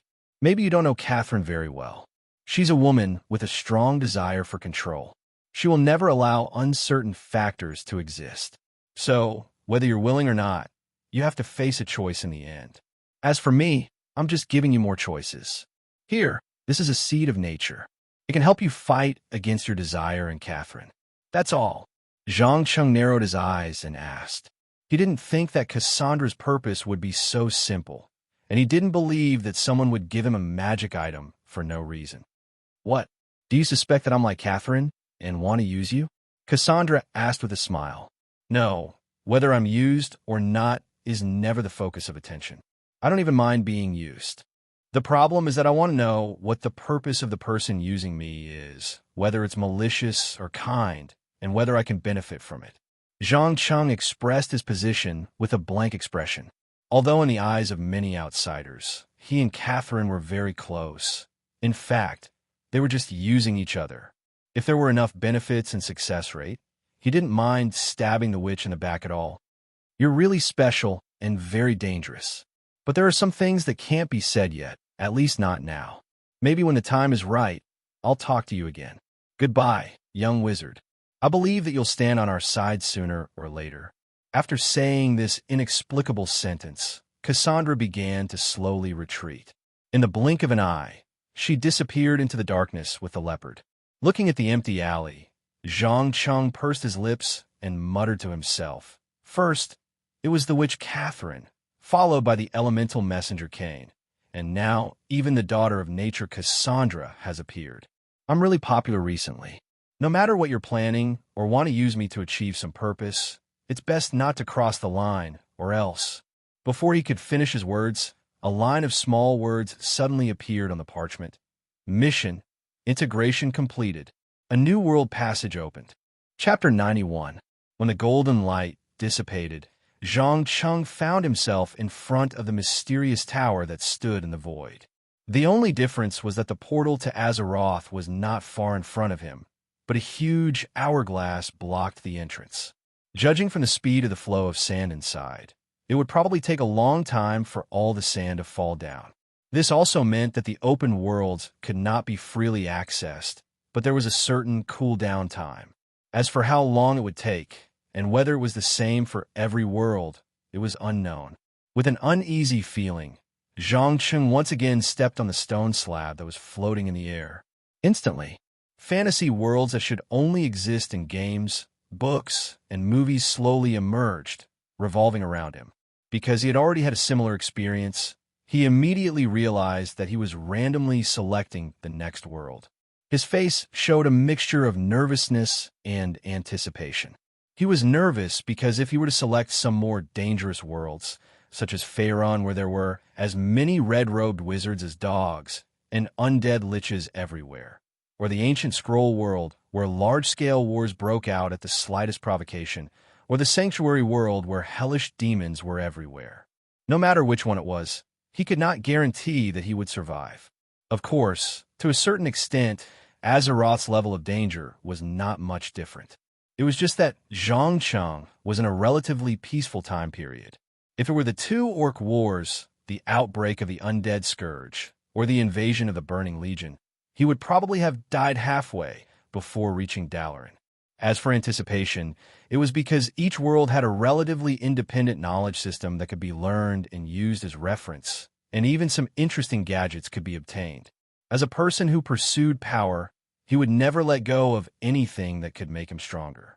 After a full minute of high-speed rotation, the illusion around him began to slow down and finally slowly came to a stop.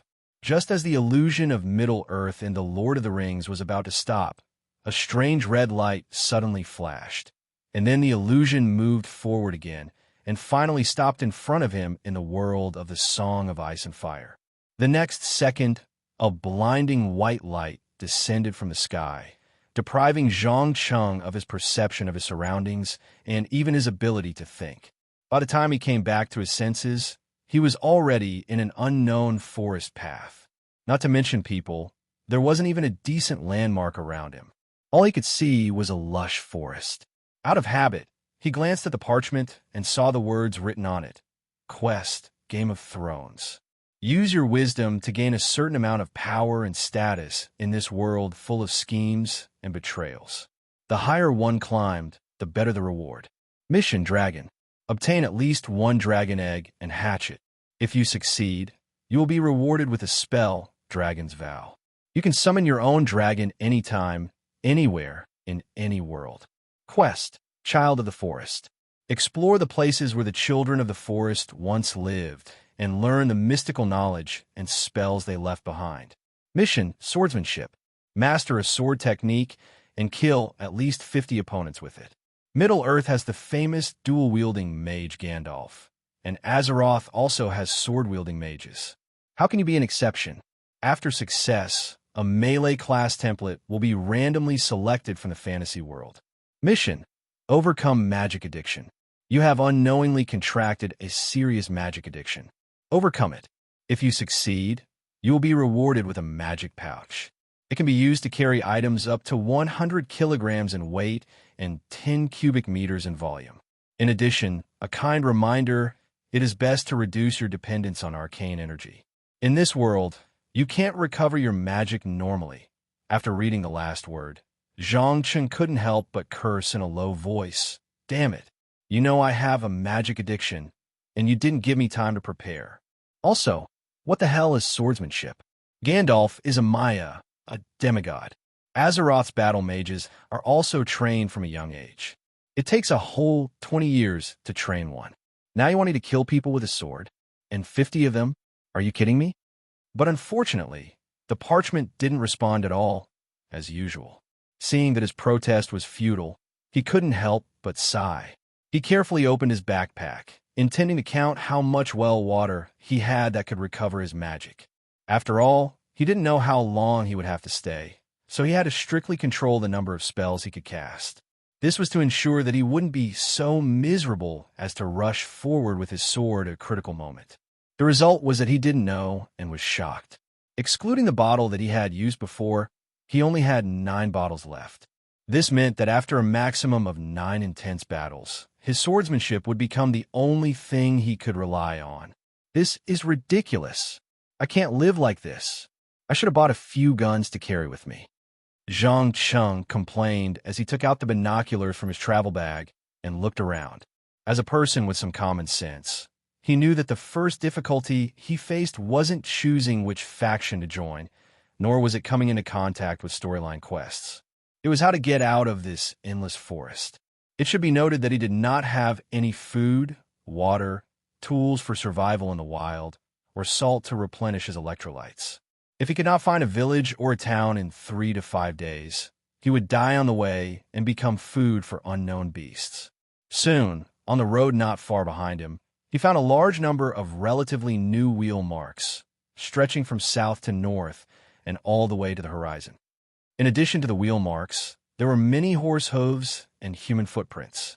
Judging from the number, there were at least 30 people in this team. They might be merchants or nobles. Anyway, following behind these people, there was an 80% chance that he could find a town or village. Just as Zhang Cheng put away the binoculars and was about to carry his travel bag and continue on his journey, an irrepressible desire suddenly emerged in his heart. His first reaction was to reach for the bottle filled with well water. However, when he thought of the complicated situation he was about to face, he finally let go of his hand with difficulty and knelt on the ground with a thump. He crazily hit his head against a tree trunk to relieve the mental pain. There was no need to ask to know that this was the magic addiction acting up. At this moment, he finally understood why so many high elves went crazy after the Sunwell was destroyed. Some even wanted to die immediately. Unfortunately, there was no medicine for regret in this world. Chapter 92. The magic addiction was acting up faster, fiercer, and more painful than he had expected. No matter how hard Zhang Cheng tried to force himself to forget the extreme pleasure of absorbing the pure arcane energy, his body kept reminding him of that maddening feeling over and over again, until he collapsed from exhaustion, falling into a state of unconsciousness. He did not know how much time had passed. Perhaps it was a few minutes, a few hours, or even a few days when a magic addiction slowly subsided and he opened his eyes again. He found himself lying in a slightly shabby carriage. Around him were piles of bacon, flour, eggs, sausages, fruits, wine, and other agricultural products. There were even a few live chickens hanging at the back of the carriage, cooing incessantly. Due to the bumpy road, the carriage was very bumpy. His entire body was in a state of soreness and numbness.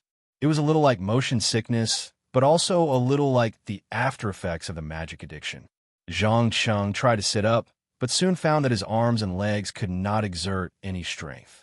In the end, he had no choice but to lie down obediently, checking his belongings while trying to recall what had happened.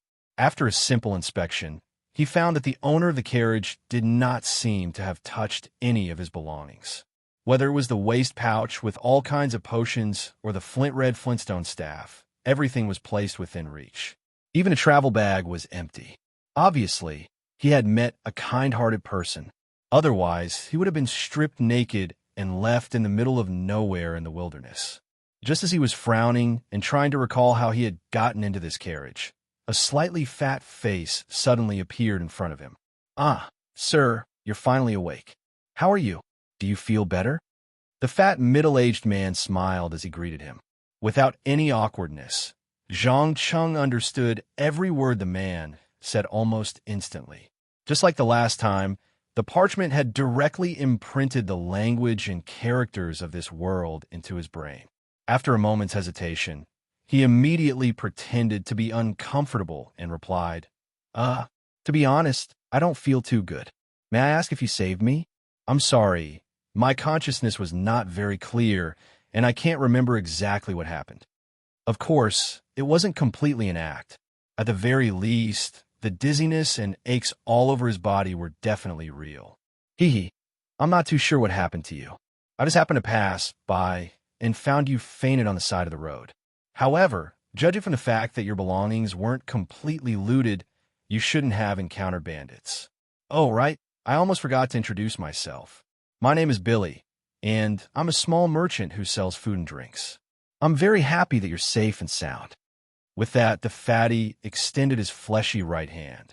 Thank you. Zhang Cheng also reached out his right hand and shook the other party's hand, but he did not intend to reveal his name. After all, the more he said, the more he would expose himself. He didn't want to reveal his background before he figured out the situation. In particular, the main storyline quest this time was completely different from the last time they went to Azeroth. Although the latter would more or less interact with the local residents, in principle, it did not involve the development of the entire world's history and story. It was to gain knowledge and power as a bystander. However, the former required him to participate in the game of power as a player. If he wanted to climb to a higher position, he would have to interact with the original characters and even change the fate of some of them and change the direction of the story. Don't think that you can do whatever you want just because you know the story and the personalities of the main characters. On the contrary, when outsiders began to become more and more involved in the story, the original characters would also react in various ways, followed by a series of unpredictable chain reactions, which would eventually lead to the story going out of control. For Zhang Cheng, one of the biggest difficulties of this quest was to control the scale. He had to get enough power and status without destroying the story too much. Otherwise, he would lose his biggest advantage. Besides, he also realized that the real owner of the parchment wanted to use this opportunity to practice his wisdom and skills in political tactics. The real owner of the parchment probably wanted to use this opportunity to get involved in the power struggle between the lords of the Song of Ice and Fire. After thinking about this, Zhang Cheng's eyes flashed with a trace of helplessness and annoyance at being manipulated. He then deliberately asked in a casual tone, "Yes, Billy, where are we going?" "Of course we're going to King's Landing, the capital of the Seven Kingdoms. You don't know, right? Just a few days ago, King Robert Baratheon announced that he would be holding a tournament, so King's Landing City will soon become a huge carnival. The demand for food and wine will greatly increase, and at the craziest times, it can even be sold for 2 to 3 times the usual price." The fatty waved his arms excitedly as he explained, "Oh, the martial arts tournament." Zhang Cheng did not have to spend much effort to match the timeline. There is no doubt that the King of Green Hats, Robert, had just returned from the north.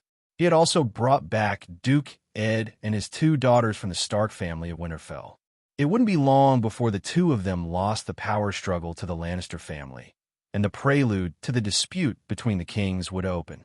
To a certain extent, this period of time was the last peaceful time in Westeros. It was also the best time to participate in the power struggle as a gamer. After the tournament, the conspiracy and war would continue until winter arrived. Without a doubt, the fat man did not know how terrifying the seemingly harmless Zhang Cheng was. He continued to boast, "That's right, a tournament. Believe me, you can never imagine how lively King's Landing will be. Knights with superb martial arts, respected nobles, as well as their wives and beautiful daughters, as well as endless wine and coquettish prostitutes. I guarantee that as long as you experience it once, you will fall in love with it forever." Sounds interesting, but I want to know, how many days is it before we reach King's Landing? Zhang Cheng asked the question he was most concerned about. If there are no accidents, We can reach the Blackwater River in 3 days. How about it? Do you want to come with us? Fatty took the initiative to invite Link. Although he didn't know the identity of the young man in front of him, based on his clothing, temperament, and belongings, he couldn't be a dirty farmer. Chapter 93. 3 days passed in the blink of an eye. As the tall and majestic walls of King's Landing City appeared on the horizon, Bill, the merchant driving the carriage, clearly heaved a sigh of relief. Even though the Westeros continent was still considered peaceful, bandits, robbers, mercenaries, and other armed groups had never disappeared. Even on the main roads near the capitals of the Seven Kingdoms, they would occasionally encounter 1 or 2 waves of them. If they were lucky, they might be able to keep their lives. If they were unlucky, they would be finished along with their goods. Thus, every time he safely reached his destination, he would sincerely pray to the gods, thanking them for their benevolent blessings. Seeing the fatty mumbling to himself, Zhang Chung smiled nonchalantly, silently admiring this huge city that clearly had the style of the Middle Ages and Renaissance era on Earth. According to the descriptions in novels and television dramas, King's Landing should be a city larger than Paris in the Middle Ages, but smaller than Constantinople or ancient Rome. It had a permanent population of about 500,000. Without the support of modern transportation and transportation systems, this was practically the limit of what a densely populated city could accommodate.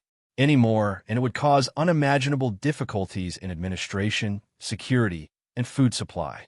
In reality, the rulers of King's Landing City had never truly cared about the lives of the citizens in the city, especially the large number of beggars and poor people living in the flea nests. Even if they were to starve to death on the streets, it wouldn't attract the attention of any important figures. Sensing the huge class conflict vaguely revealed in this city, Zhang Chung rubbed his chin and muttered to himself in an uncertain tone, "Perhaps I can slightly guide the feelings of hatred, and then use this opportunity to create unprecedented chaos for my own benefit." "Sir, what are you muttering about?" Bill had turned around at some point and asked with a curious expression. After a short 3 days of interaction, he had already been convinced by Zhang Cheng's style of conversation and knowledge. He firmly believed that the other party was a descendant of a noble who had traveled outside, or perhaps a young scholar who had come to study in the city. Apart from the fact that his body might be suffering from a terrifying disease, which was actually a relapse of magical addiction, everything else was so enviable. "No, it's nothing. I'm just thinking about what I should do next." Zhang Chung maintained his sense of mystery, as always. He knew very well that once he joined the Game of Thrones as a player, whether it was the famous ambitious Littlefinger Peter Baelish or the 8-clawed spider Varys, they would follow the clues and start investigating. It was only a matter of time before the merchant revealed the location of his first appearance. This meant that the less the merchant knew, the easier it would be for him to conceal himself. "Ha ha! As a man, how can you not go to Silk Street in King's Landing?" Bill suggested with a laugh. "Silk Street," Zhang Chung repeated in a low voice. From the confusion in his eyes, it could be seen that he didn't understand why a place that sold cloth was worth going to. The fatty licked his lips and explained with a lewd expression, "Silk Street is not a place to sell silk, but a place where beautiful women do business. As long as you pay a few silver deer, they can serve you comfortably. For a man who has been through a long journey, there's nothing more relaxing than this." After hearing this, Zhang Cheng finally understood that Silk Street was actually a red light district, a place that specialized in the sex trade. He hurriedly smiled and refused. "Haha, thank you for your kindness, but forget it. I plan to find a place to exchange some money. What do you recommend?" "Exchange money? With what?" Bill obviously hesitated for a moment. "Gold, of course." Zhang Chung didn't hesitate and took out a small piece of gold that emitted a golden luster from his travel bag. Bill hurriedly took it and examined it carefully. He even took a bite. After confirming that it was indeed gold of high purity, he immediately exclaimed in excitement, "My God, how much gold like this do you have?" Zhang Cheng shrugged and replied, "Not much, about 30 pieces. Can you give me a rough estimate?" As he said this, he observed the fatty's reaction with great interest. As long as he showed the slightest bit of greed or evil intentions, he would silently end his life before he even got close to the city gate. In fact, these gold pieces were brought back from Azeroth last time. He didn't have time to deal with them until the team that provided Salus with the information requested to be paid in gold. The gold pieces he had on hand were all leftovers after the payment was made. He didn't expect that they would come in handy now. 30 pieces. Bill's voice was clearly trembling. After all, according to the price of goods in Westeros, 1 gold royal was equivalent to 30 silver moons or 210 silver deer. Even in King's Landing, where prices were higher, 1 silver deer was enough to buy a table of good food and wine in a tavern and a large amount of copper coins. A good set of armor was only about 4 gold royals. Ordinary people could work hard for a year and still not earn a single gold royal. 30 small gold pieces, each worth at least 50 to 60 gold royals. 30 pieces would be 1,500 to 1,800 gold royals. Someone who could casually take out so much money was either from a prominent noble family or a wealthy merchant from the other side of the sea. For a moment, the fatty's expression changed. Names of families flashed through his mind one after another, trying to find a characteristic that he could associate with the young man in front of him. Unfortunately, he couldn't find a single one in the end. He could only suppress his restless greed and return the gold pieces with a bitter smile. "I'm sorry, sir. You have too much gold. With my wealth, I can't take it all. If you don't mind, I can introduce you to a place." It wasn't that Bill didn't want to kill Zhang Chung and take the gold, but he knew that since the other party dared to show off his wealth, he must have something to protect his wealth. If he acted rashly, he would probably be killed immediately. "Oh, where is it?" Zhang Chung asked with great interest. "As far as I know, there's a brothel on Silk Street that secretly trades in gold. Not only is the price fair, but they also won't kill customers just because they have too much gold. If you want, I can personally take you there after I deliver the goods." As he spoke, Bill's face showed undisguised anticipation. "No problem. I've always been patient. Besides, I can also take a look at the scenery of King's Landing." Zhang Chung shrugged nonchalantly. "Then please sit tight." Just as he finished speaking. Chapter 94. Weapons. Top quality weapons. Do you want to get a good ranking in the tournament? Please come and choose a weapon that suits you well. We have the best longswords in King's Landing. Unbreakable warhammers, crossbows and longbows that can shoot through a willow tree. "Sir, please come in and take a look at our armor. Chainmail plate, leather, inlaid armor, knee guards, neck guards, almost everything. They can protect you from harm. Beautiful ladies, please take note. The silk from the distant seas has just arrived today. Not only will it allow you to shine in all kinds of banquets, it will also protect your delicate skin." Spices. Delicious spices. A small bag only costs 300 silver deer. You won't find anything more valuable than this. Fine wine from Old Town. Welcome to try. Zhang Qing finally got to see the true face of the second largest city in Westeros, accompanied by the incessant hawking of vendors. King's Landing was the same as most medieval-style cities. It could even be said to be dirty and messy. The streets and buildings were completely unplanned, piled together in a mess. The pungent smell of feces and urine could be smelled from time to time. However, because it was close to the sea and rivers, trade was very prosperous. At least, there were no signs of unrest. Every merchant was trying their best to sell their goods to passers-by to earn huge profits. At the same time, they also brought in a large amount of tax for the royal family. Zhang Qing couldn't understand how Green Hat King Robert, who was sitting in such a treasure bowl, had a debt of 6 million gold royals. As long as he issued a few decrees to protect and promote maritime trade, and funded a few privateer fleets to pillage and build colonies, it wouldn't be long before Westeros' version of the Age of Great Voyages began. When that time came, there would be no need to worry about money. But it was a pity that perhaps due to the limitations of his vision or due to unknown factors, even though the owner of the Iron Throne had a powerful royal fleet, he didn't use it to gain wealth. Billy carefully drove the carriage through the chaotic streets and quickly stopped in an alley labeled Flower Street. From the aroma of wheat and meat, it was easy to tell that this was the food processing district that provided bread, sausages, and cooked meat products for the entire city. Not far away, a few busy apprentices were helping their master to take out the freshly baked bread and put it into wooden baskets prepared in advance. Then, they loaded the baskets onto carriages and sent them to various inns, restaurants, and markets. Fatty jumped out of the car, skillfully, and knocked on the door of one of the food workshops. He shouted at the top of his lungs, "Jane! Jane! Come out quickly! The goods you wanted are here. Damn it! Don't be noisy. If this batch of bread burns, I will skin you alive." An irascible voice came from inside the house.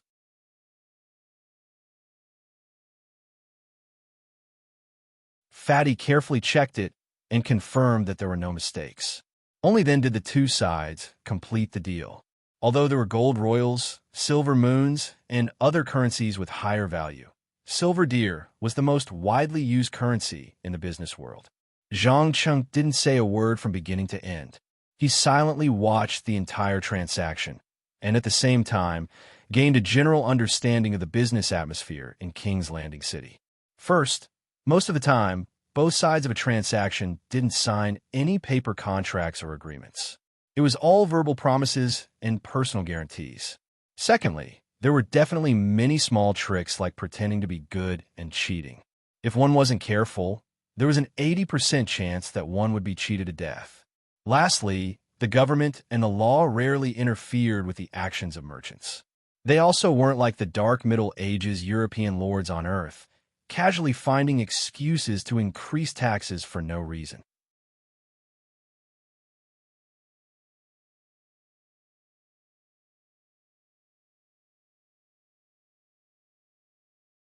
He immediately smiled and said, "That's right. With this gold, I guarantee that even those high and mighty nobles will not reject you." "Then what's your price?" Zhang Cheng clearly did not intend to continue this little game of testing each other. He chose to go straight to the point. To be precise, before the King of Green Hats, Robert, and Duke Ed died, he did not intend to have too much contact with his master of scheming to avoid being caught. He, an impatient customer, "No problem. I like your straightforwardness. I just counted. There are a total of 30 gold ingots on the table. According to the weight and volume of each ingot, I'll give you a price of 1,800 gold royals. What do you think?" Baelish crossed his arms and offered a seemingly generous offer. Chapter 96. Only 1,800 gold royals? Zhangchen questioned with a faint smile. Although he had not seen the appearance of the gold royals so far, judging from the fact that the hound alone could take away the 40,000 reward for the champion of the martial arts tournament, a gold royal was definitely not that heavy. Adding on the fact that to make precious metal coins, one had to mix in some common metals such as lead, iron, and copper. Those who had a conscience would mix in about 1/10 to 1/7, while those who were black-hearted would mix in more than a quarter. This also meant that the gold pieces on the table could be used to make about 4,000 to 6,000 gold royals. After all, King's Landing City's metal, smelting, and forging abilities were still at a relatively backward level, so it was hard to give a clear ratio of how much would be lost in the process. But Littlefinger wanted to use 1,800 gold royals to get rid of him and take more than twice the profit. He was simply black-hearted to the extreme. If it wasn't for the fact that using gold to make purchases would cause a lot of unnecessary trouble, he wouldn't have wasted any more words and just turned to leave. Baelisai clearly realized that the young man sitting in front of him was not one of those easily deceived peddlers, nor was he a bandit or pirate who did business without any capital. He immediately asked with a smile, "Then how much do you think it should be?" "I think 3,000 gold royals is a very suitable price." Zhang Cheng gave the price he had in mind without thinking. 3,000? No, my young friend. You are too greedy. You also don't realize that this is not a normal transaction. I can guarantee that if you bring this gold to the market to buy things, within 3 days, there will be people looking for trouble with you. But if you sell the gold to me, then these troubles will no longer exist. Since 1,800 gold royals isn't enough to satisfy you, I might as well raise it a little. How about 2,400 gold royals? Balasai threatened without batting an eyelid as he took a step back. Zhang Cheng laughed disdainfully at Littlefinger's hint, a violet light flashing in his eyes. Then, with the help of arcane energy, he instantly molded a square gold brick into an exquisite dagger. He then stood up and whispered into Balasai's ear, "Count Peter Balasai, please don't play your tricks in front of me, and don't think that no one knows what you have done. Do you know? There are always some inconceivable powers in this world, such as dragons or magic." Having said that, he gently placed the dagger on the table. Balasai carefully picked up the golden dagger and caressed the exquisite carvings on it, his face full of disbelief. After a full minute, he finally regained his senses and asked in an uncertain tone, "Are you a male adept? I heard that a small number of people with extraordinary powers reside in the Hall of Immortality in City. You can't be one of them, right? A wizard from City? No, please don't compare me to that trash." Zhang Cheng deliberately shook his head with a condescending expression. True magic isn't just illusory prophecies, nor is it a horror story used to scare children. It can be fire, frost, or lightning. It is a power that can defeat all enemies head-on. A powerful and inconceivable power. Balasai muttered to himself. Finally, he took a deep breath and agreed. "All right, we will do as you say. 3,000 gold royals. But there is an additional condition. You have to tell me why you have come to King's Landing, and what is your goal." "Goal? If I say that I am here to participate in the tournament, I'm afraid you won't believe me, right?" Zhang Cheng returned to his seat and shrugged with a smile. "Ah, you sure have a sense of humor. I have to admit that perhaps you do possess some inconceivable power, but once you step onto the stage, even the weakest contestant can easily defeat you." Balasai glanced at Zhang Cheng's frail body and laughed as he teased him. "Don't be so sure, Count. Why don't we make a bet?" Zhang Cheng deliberately pretended to be unwilling to admit defeat as he made the invitation. Balasai nodded without a care. "No problem. Tell me, what are we betting on, and how much are we betting? How about we bet on the spear competition of this tournament? If I don't become the champion, then I will do something for you for free, no matter what it is. But if I become the champion, then you have to promise to do something for me for free." Zhang Cheng dug a huge hole for Balasai without batting an eyelid. Even with his current physique, not to mention taking a direct hit from a lance, even a slightly stronger farmer would be able to pull him off his horse. But according to the mission given by the parchment, swordsmanship, as long as he killed 50 opponents, he would immediately obtain a close combat profession template. Adding on defensive magic and simple enchantments for armor and weapons, no one would be able to hit him. "Oh, you seem to be quite confident?" The cunning Balasai didn't immediately give a definite answer, but instead continued to probe.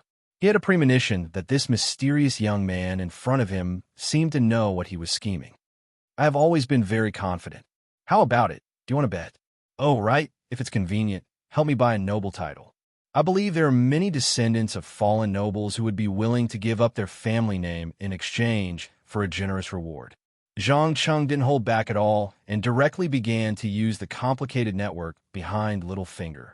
Staring at the two gray-green eyes, Balasai seemed to want to see through his opponent's disguise. After about 10 seconds, he smiled and replied, "Okay, I'll bet. But a noble title is a little troublesome. I suggest you spend a little more money to settle it once and for all, so that there won't be any trouble in the future. How much do you need to spend a little more money? Is 200 gold royals enough?"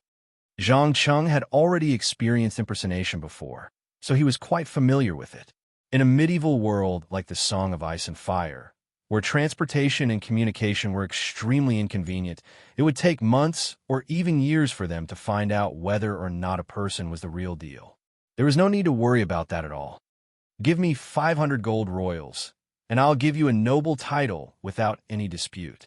I guarantee that even if you use it to participate in the tournament, there won't be any loopholes." Balasai obviously saw that Zhang Cheng needed this noble title very much, so he decisively dismissed the high price. "Deal. Now, please pay me 2,500 gold royals, and then all the gold on the table will belong to you. Count Balasai. Zhang Cheng didn't want to waste too much time on money, so he quickly agreed. Chapter 97. After a receipt with the seal of the royal finance minister was handed over to Zhang Cheng, the transaction was finally completed. He only needed to go to any of the mints near King's Landing and show the receipt, and he would immediately be able to withdraw 2,500 newly minted gold royals. He didn't need to worry about being harassed. Of course, this kind of receipt with 100% cashability was equivalent to a form of currency. It could be used to purchase commodities in the market, and no merchant would reject it. At least, not before war broke out. Just as he was about to put the receipt into his pocket, Pinky suddenly raised his arm and made a subtle gesture. In an instant, a sharp dagger slashed across Billy's throat at lightning speed.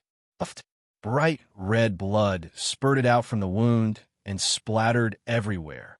The fatty desperately tried to cover the bleeding wound with his hands, but it was a pity that all his efforts were in vain.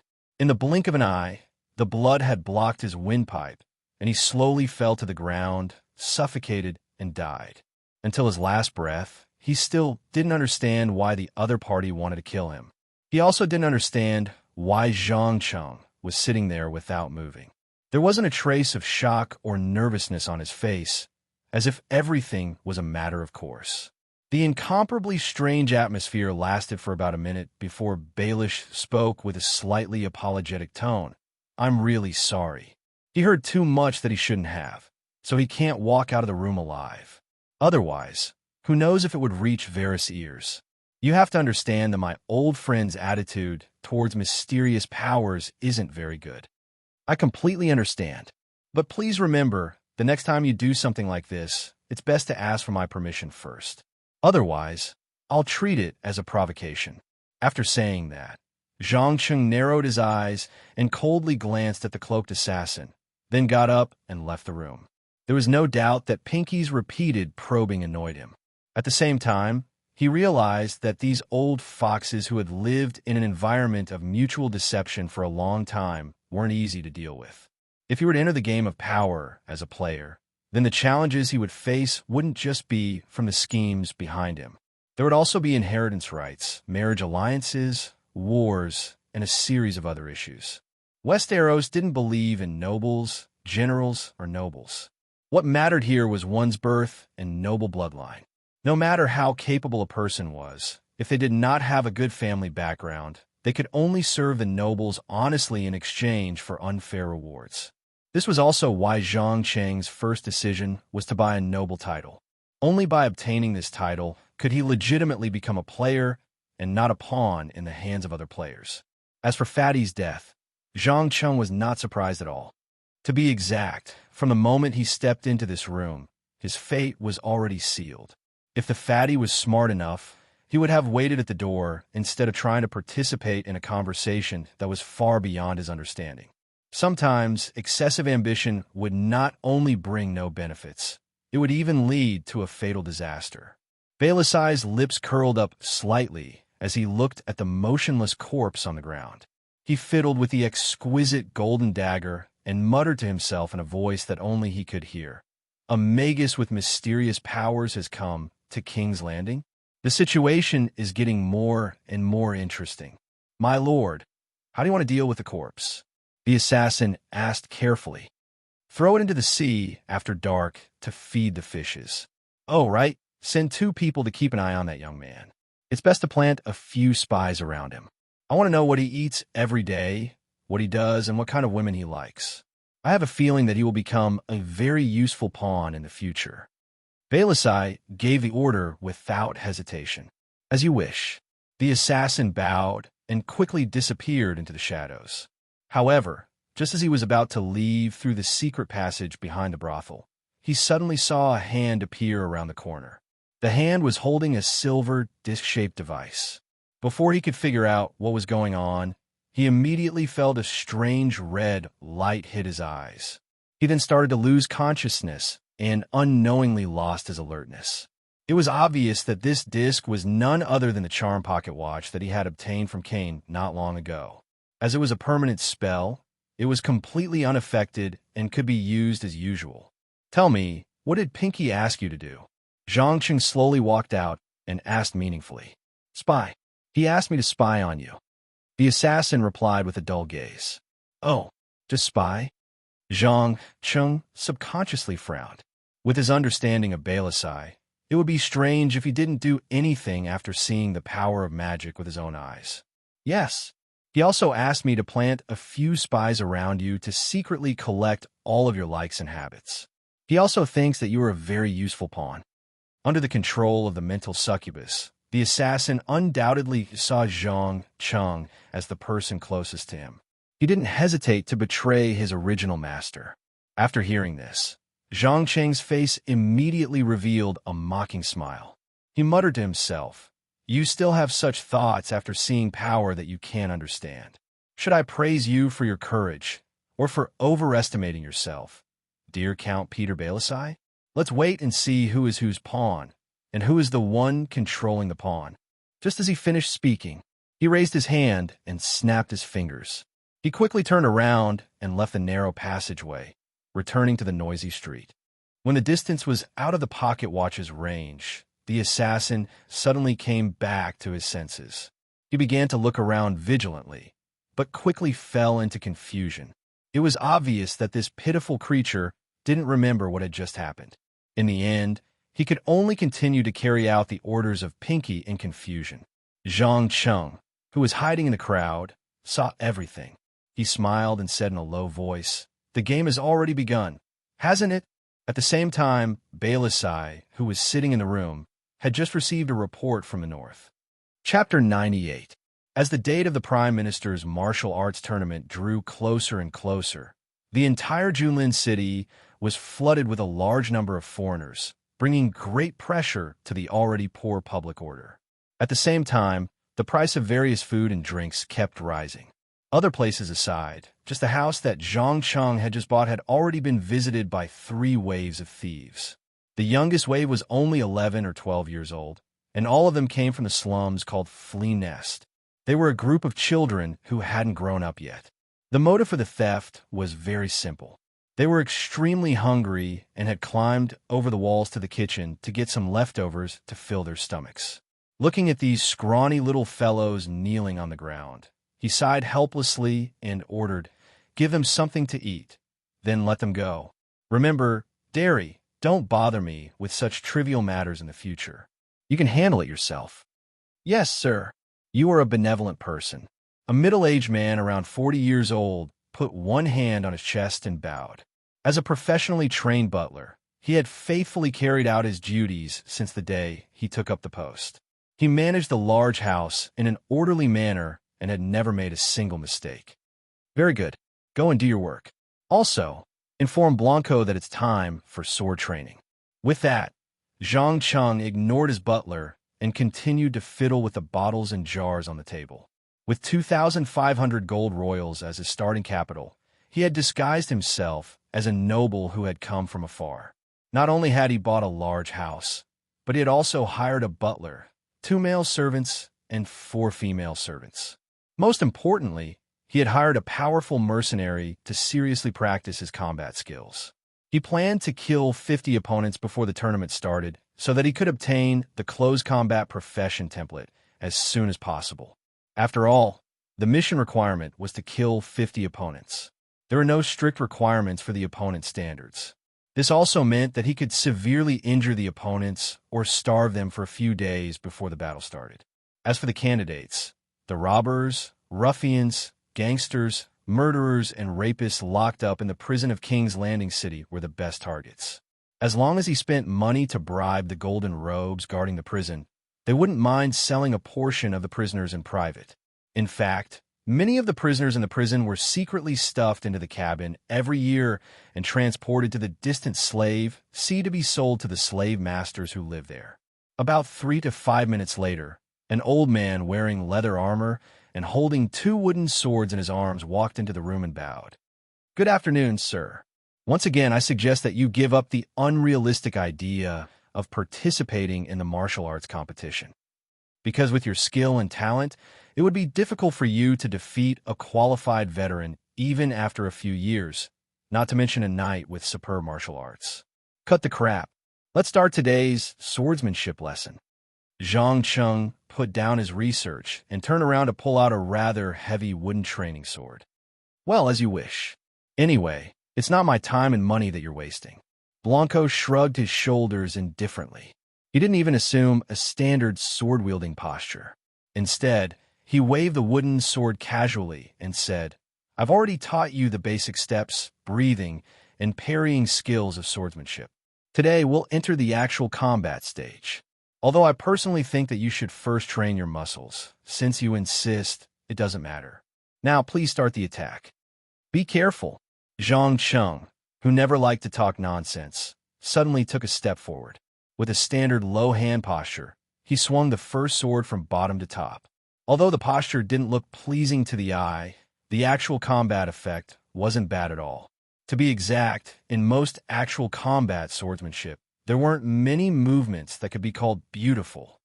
Well done, but this is far from enough. Blanco effortlessly used a backhand press to neutralize the attack. However, he didn't take the opportunity to launch a counterattack. He only took a step back and continued to stand in the same place, waiting for the next round.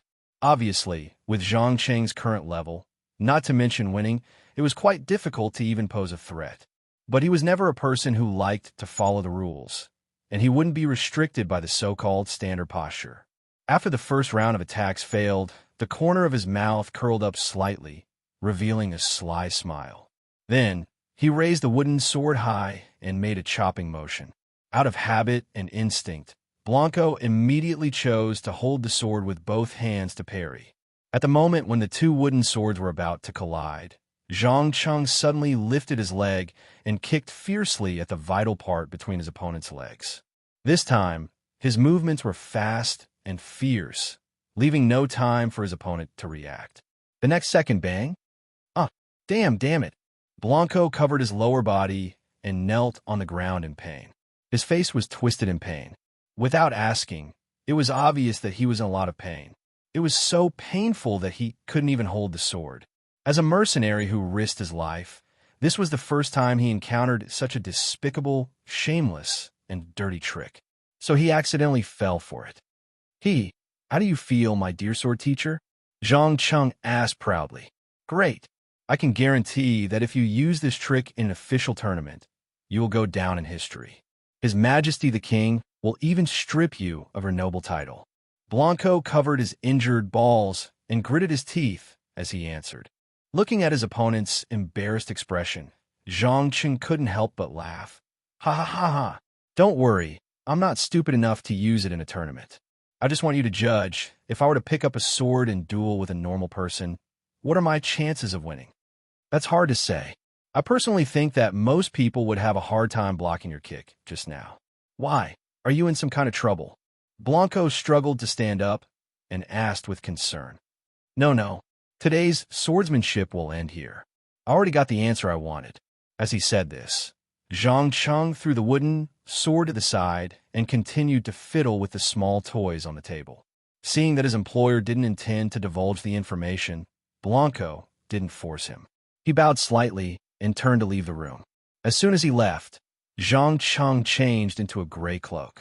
At the same time, he took a sword and a bag of gold royals and silently slipped out of the back door, heading in the direction of Junlin City's prison.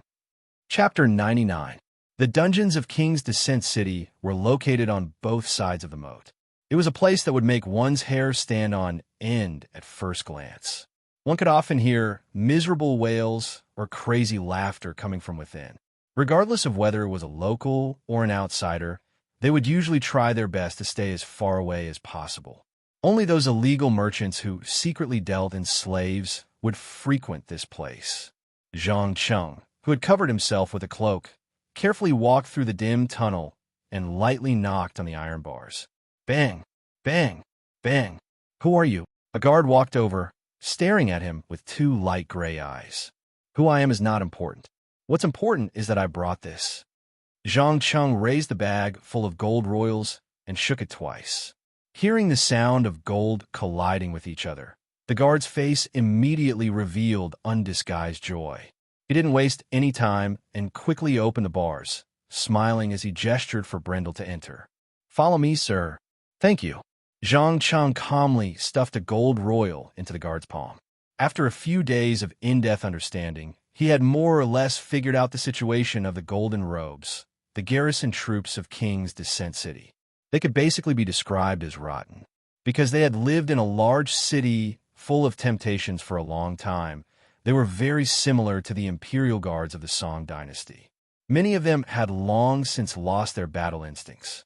Their minds were filled with thoughts of how to make money, not improving their combat abilities.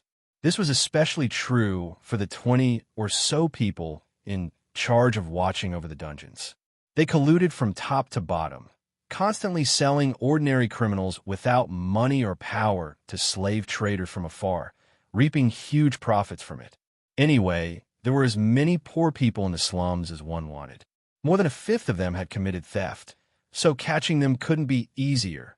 The two of them walked through the gloomy and damp corridor and soon came to a hall with a brazier.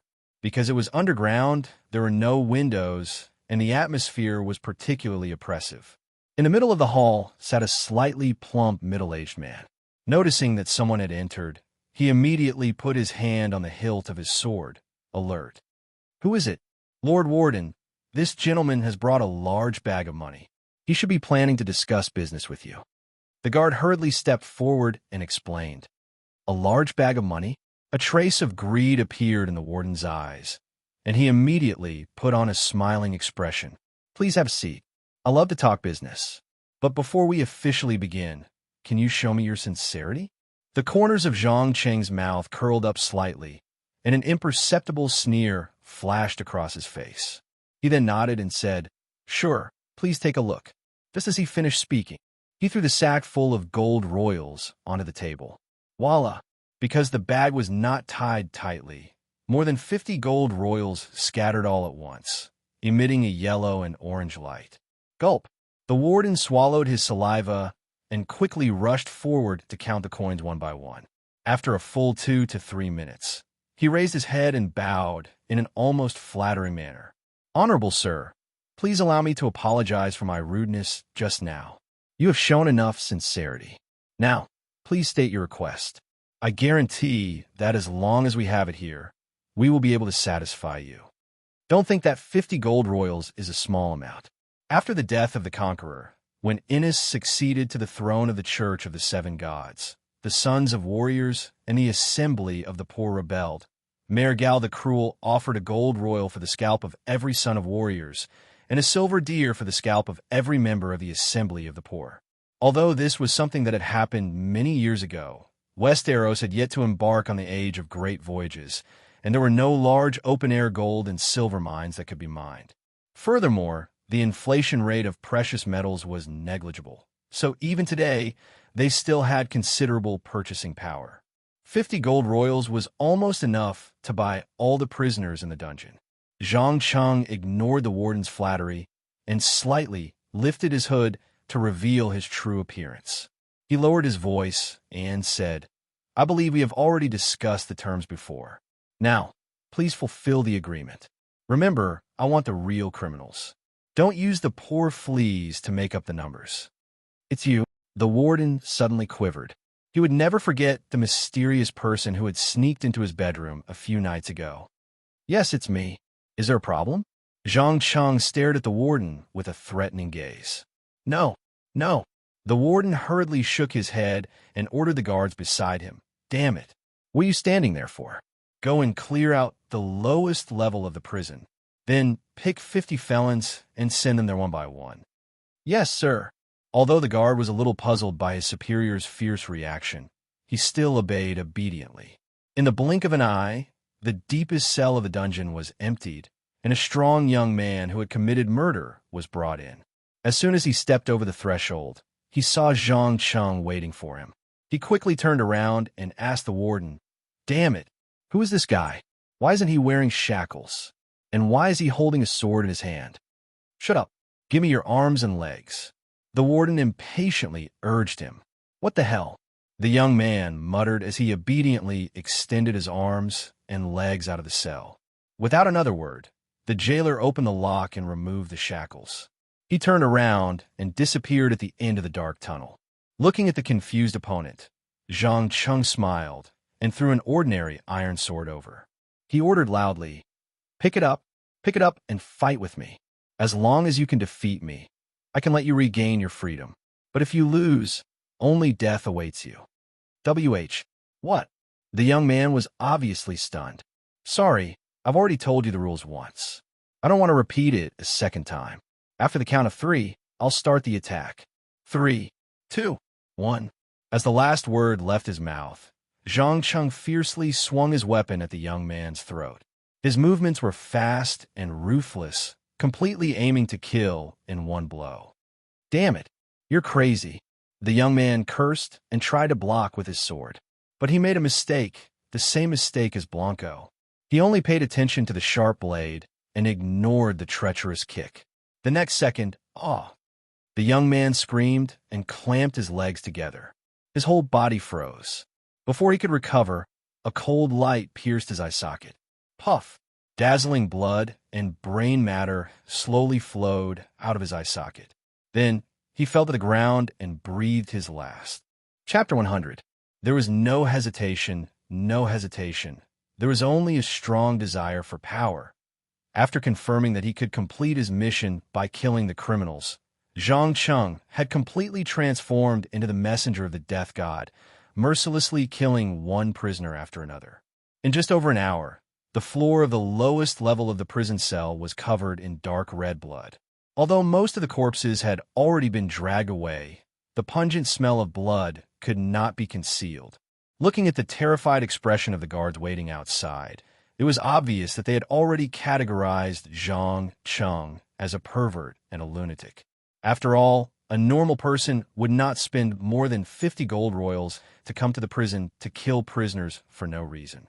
Even more so, after seeing so many deaths, they would still maintain an extremely cold attitude, as if they were not killing living people, but a group of livestock. Of course, from a certain point of view, his thinking was not wrong at all. Zhang Cheng's subconscious had always refused to admit that these worlds really existed. Although he did not realize this point, it was vividly displayed in his attitude towards people, which was to say he did not treat people as human beings. Perhaps in his eyes, everything that he had experienced so far was just a thrilling game. Other than himself, the rest of the people were all NPCs, and the meaning of their existence was to provide him with missions or the experience points needed to level up. It was this strange state of mind that allowed him to kill without any mental burden. This was because he never treated the dead as his own kind. Huff, huff, huff, accompanied by violent gasps, Zhang Cheng finally killed the last prisoner with his sword. He leaned against the wall to recover his strength, and at the same time lowered his head to look at the mission on the sheepskin. On it was written, Mission, Swordsmanship, kill the opponent, grasp the basics of mercenary swordsmanship, evaluation, opportunistic, randomly draw a melee profession template. In an instant, a disc-shaped pattern with all kinds of markings suddenly appeared on the paper, and it began to spin at an extremely fast speed. Without asking, he knew that every mark represented a melee profession in a certain world. As for what exactly it represented, he himself was not too sure. After only 10 seconds, the disc slowly stopped, and the black pointer stopped on a shield with a sword inserted in it. Before Zhang Cheng could figure out what kind of profession this was, a powerful and evil energy surged out from the parchment, modifying every inch of the person's muscles and bones. In the blink of an eye, the originally slightly thin body grew strong muscles, and at the same time, there were many fighting skills in his mind, as well as the knowledge of using various weapons and armor proficiently. When all of this was done, a line of small words quickly appeared on the sheepskin. Random selection completed. You have received a melee profession template, Dark Guardian. Dark Guardian? Isn't this the advanced profession in the game, Neverwinter Night? Zhang Cheng subconsciously frowned and muttered. In short, Dark Guardian was the opposite of the basic profession in Dungeons and Dragons and Dungeons. If the latter was the embodiment of order, kindness, and virtue, then the former was the defender of evil and tyranny. Not only did they have powerful melee combat skills, but they could also use many evil spell-like abilities, such as Evil Slash, Kindness Detection, Purgatory Servant, Awaken the Dead, Dark Blessing, Enchanted Weapon, Despair Light, and so on.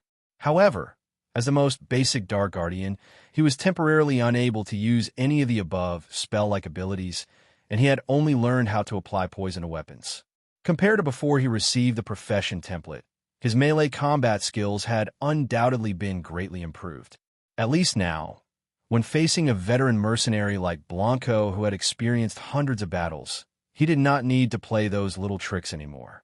Just as he wiped the blood on his sword and was about to leave, a line of small words suddenly appeared on the sheepskin. Mission: Martial Arts Tournament.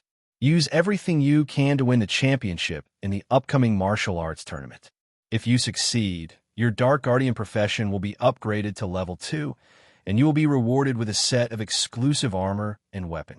If you fail, the Dark Guardian profession will be permanently shut down. Oomph, just what I wanted. Zhang Chang sneered, taking out a gold royal and throwing it to the jailer who had been carrying the corpse for him for half a day. He then left the gloomy and terrifying dungeon without looking back.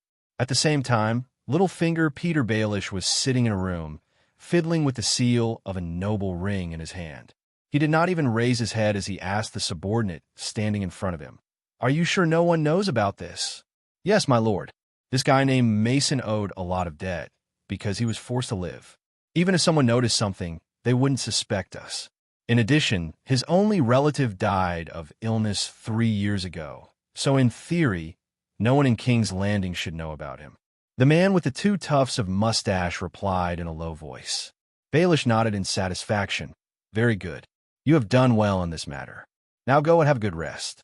I will pay you later." The man with the 2 tufts of mustache bowed. "Thank you for your generosity. But before I leave, please allow me to take the liberty of asking, do you intend to sell off this noble status that you did not easily obtain?" "No. Strictly speaking, I did not sell it. I made an investment." Baelish smiled as he explained. "Investment? You mean?" "Chill. Don't say it out loud. I intend to give Varys a big surprise." When he said this, Littlefinger's eyes were full of smiles, as if he was anticipating something. As an ambitious and scheming schemer, he had always viewed the damned eunuch, who secretly collected all kinds of information, as a potential opponent and enemy. Now that he suddenly found someone who could pose a huge threat to him, how could he not make good use of it? I understand. Goodbye." The man with the mustache smiled knowingly and turned to leave the room. He picked up a prostitute and ran to the second floor. Not long after, there was an intense papa sound. Baelish stroked his chin and muttered to himself in a voice that only he could hear. Then, "My dear Varys, how will you react when you know that there is a young man in King's Landing who can control magic? I really look forward to it." As soon as he finished speaking, he quickly took out a piece of paper and scribbled a line of small words on it. Then he stuffed it into the letter tube, along with the ring, and handed it to the attendant squatting at the door. The latter did not say anything and quickly ran to the roof to release a raven. Chapter 101. Mason Aspirin, 25 years old, black hair and black eyes, currently has no relatives in this world. His grandfather made great contributions in battle as a hired knight and was promoted to a hereditary noble, receiving a small piece of land. However, due to poor management, the current generation owes a huge debt.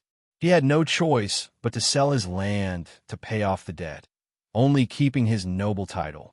Zhang Cheng could not help but shake his head with a smile after reading the information he had just received.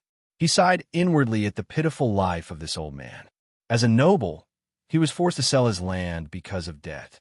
If nothing unexpected happened, his son or daughter would lose their noble title after his death, falling to the level of commoner merchants. The reason was simple. In a feudal system, land determined food production determined how many people could be fed, and population determined how many professional soldiers could be trained. This was the so-called war potential. Anyone with half a brain would understand that a noble who had lost his land was like a tree that had lost its roots. No matter how luxuriant he looked on the surface, he would slowly wither and die before long.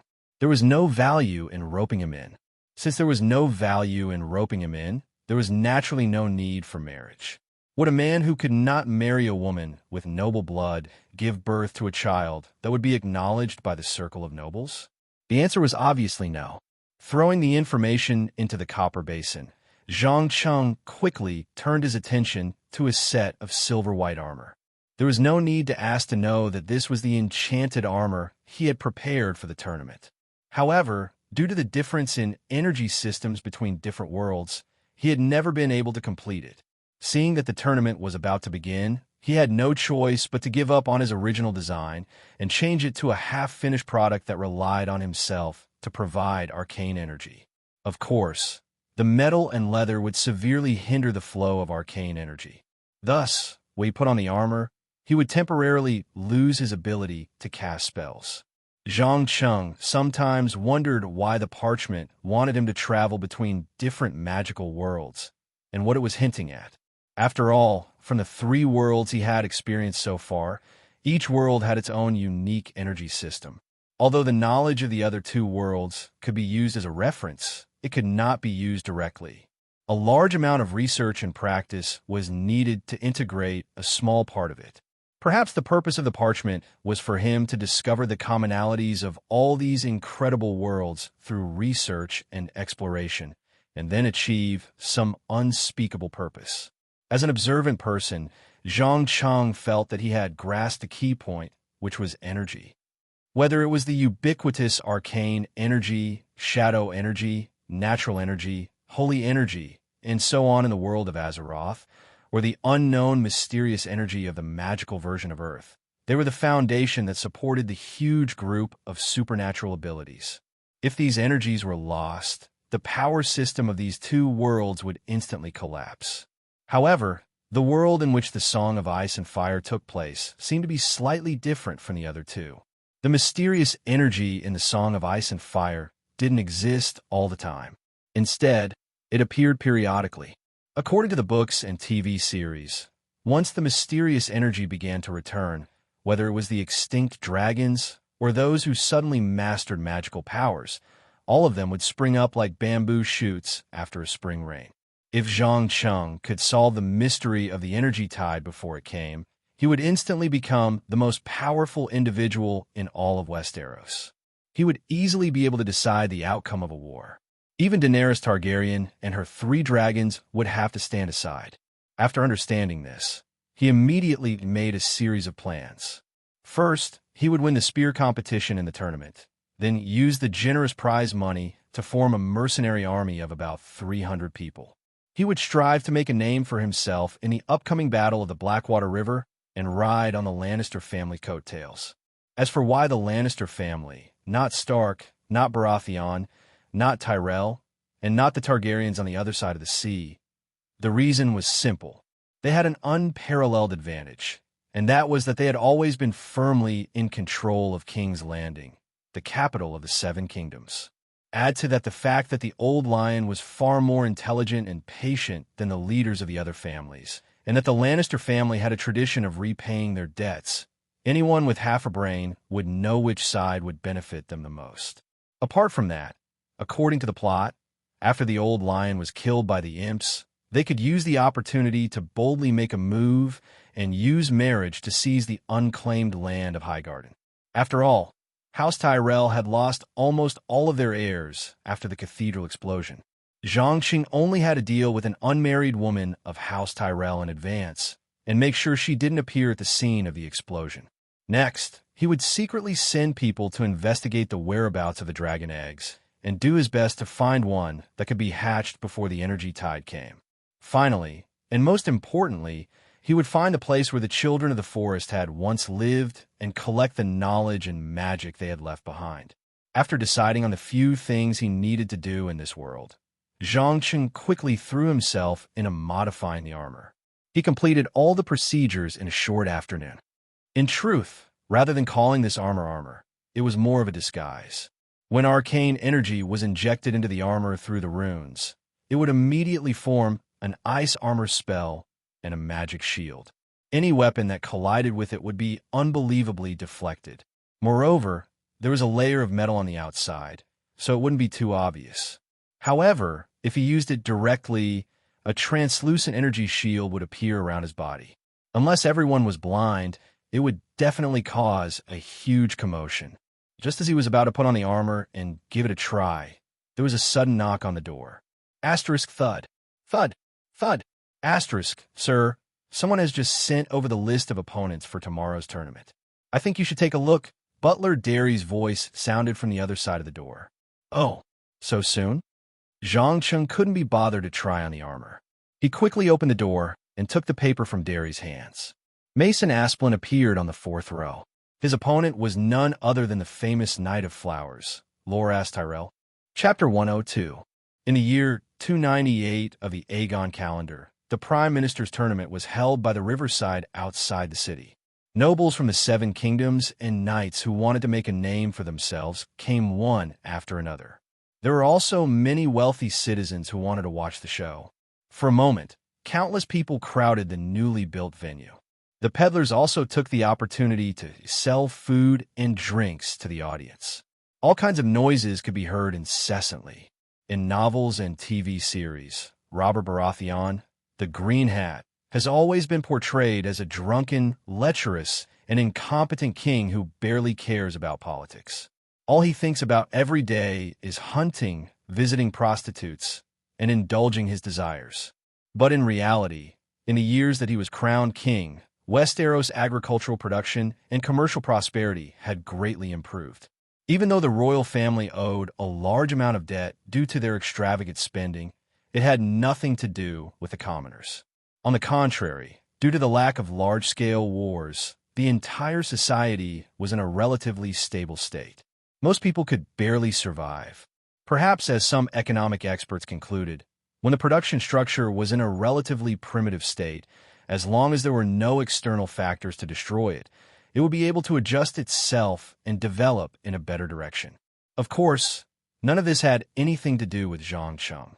As a contestant, he had already donned an intricate silver full-body armor with the help of his servants. With a smile on his face, he waved to the female spectators, fully displaying his gentlemanly demeanor. In order to cater to the aesthetic tastes of this world, he had even put on some makeup before he left. He looked completely handsome. However, compared to the Knight of Flowers, Loras Tyrell, he displayed more of his masculine side, especially his exquisitely designed armor. It was like a work of art rather than a sturdy piece of armor. Many experienced fighters were secretly waiting to see a joke.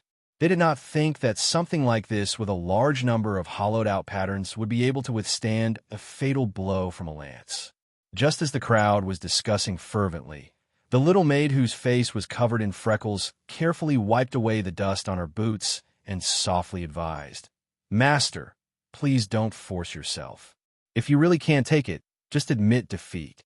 I've heard that Lord Loras Tyrell is a gentlemanly knight. He won't hurt his opponent for no good reason." "You think I'll lose?" Zhang Cheng smiled as he glanced at the little girl. No, I just don't want to see you get hurt." The girl quickly shook her head. Born in the slums, it was not easy for her to find a stable job. She did not expect to encounter such an unlucky thing like her master dying after a few days of work. "Sir, Dana is right. I also suggest that you surrender as soon as possible. The Knight of 100 Flowers might look young and weak, but in reality, he had received strict training from a young age. He could use swords, axes, maces, and other weapons to their fullest potential. Admitting defeat may be a little embarrassing, but it's better than losing your life," Blanco echoed. In fact, as early as a few days ago, he had been persuading his employer to give up unrealistic ideas. The martial arts tournament was not a gentle and refined gathering of nobles, but a dangerous performance where one could lose one's life at any time. The slightest mistake could cause one to be permanently disabled or even die an unnatural death. Thank you for your kindness, but I am a stubborn and conceited person. I will never change my decision. Also, who said that I will definitely lose?" As soon as he finished speaking, Zhang Cheng put on his helmet, held an applewood pike in one hand and a shield in the other, and urged his horse to slowly approach the arena. At the same time, Loras Tyrell on the other side was also ready, raising the pike in his hand as a sign of respect. Oomph, what a good actor. Zhang Cheng pursed his lips and let out a cold laugh, raising his lance as a sign of respect as well. Seeing that the two contestants had entered the arena, the impatient Robert immediately finished the wine in his cup, stood up, and shouted, "I announce the first round of the spear tournament, Loras Tyrell versus Mason Aspirin, begins now." As soon as the last word was spoken, the two immediately urged their horses to speed up. Because of their heavy armor, the horses did not run very fast. It took them a full 4 to 5 seconds to enter the attack range. Loras Tyrell clearly had a lot of Dobie experience. He adjusted the position of his pike while using his shield to protect his body.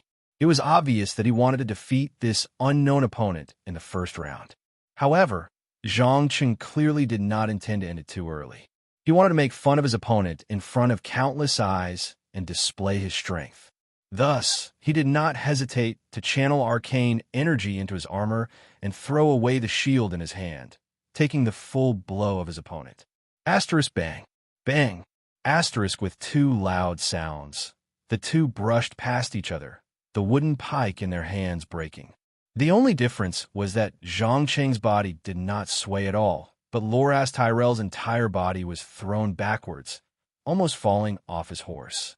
After stabilizing himself, the Knight of 100 Flowers quickly turned around, his eyes filled with disbelief. At the moment of impact, he clearly felt his pike hit something, but for some reason, his opponent did not react at all. The king, who was sitting in the audience, had a surprised expression on his face. He turned around and asked his attendant, "What is the background of this Mason Aspirin? Why have I never heard of him before? Strange, a knight with such skills should be very famous." Your Majesty, I only know that Sir Mason Aspirin once had to mortgage his territory because of debt," the young man in charge of pouring wine explained in a low voice. "Interesting. Looks like there will be a good show to watch in this tournament," Robert muttered as he stroked the thick beard on his chin. At the same time, Littlefinger Baelish also stopped talking. He stared at Zhang Cheng, who had already turned around and was preparing for the second round. After a full minute, he finally snapped out of his daze and hurriedly left the stands.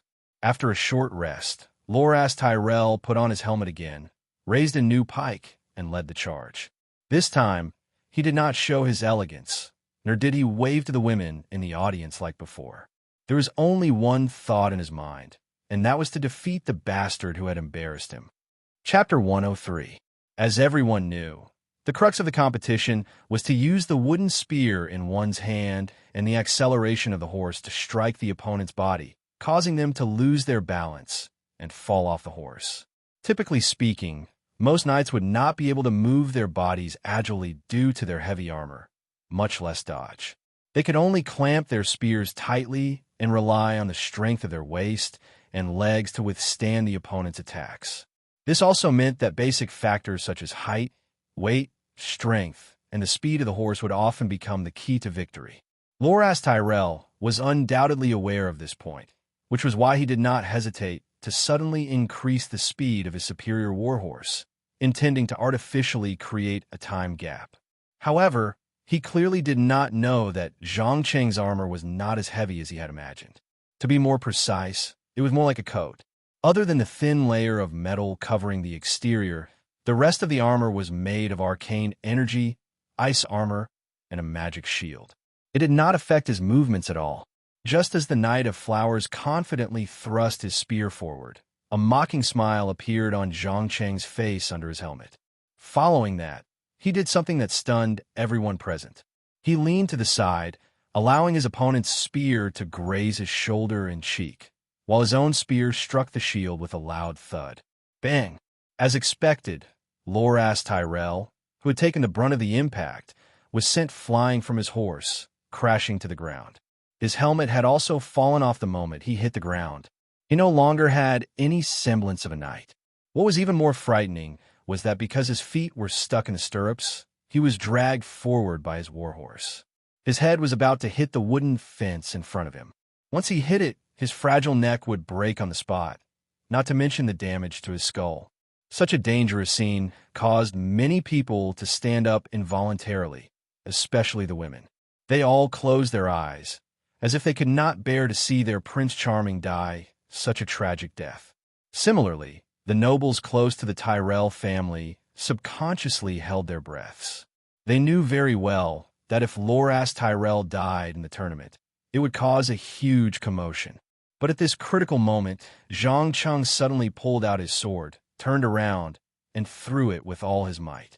It flew over his opponent's horse and stabbed into the wooden fence in the middle.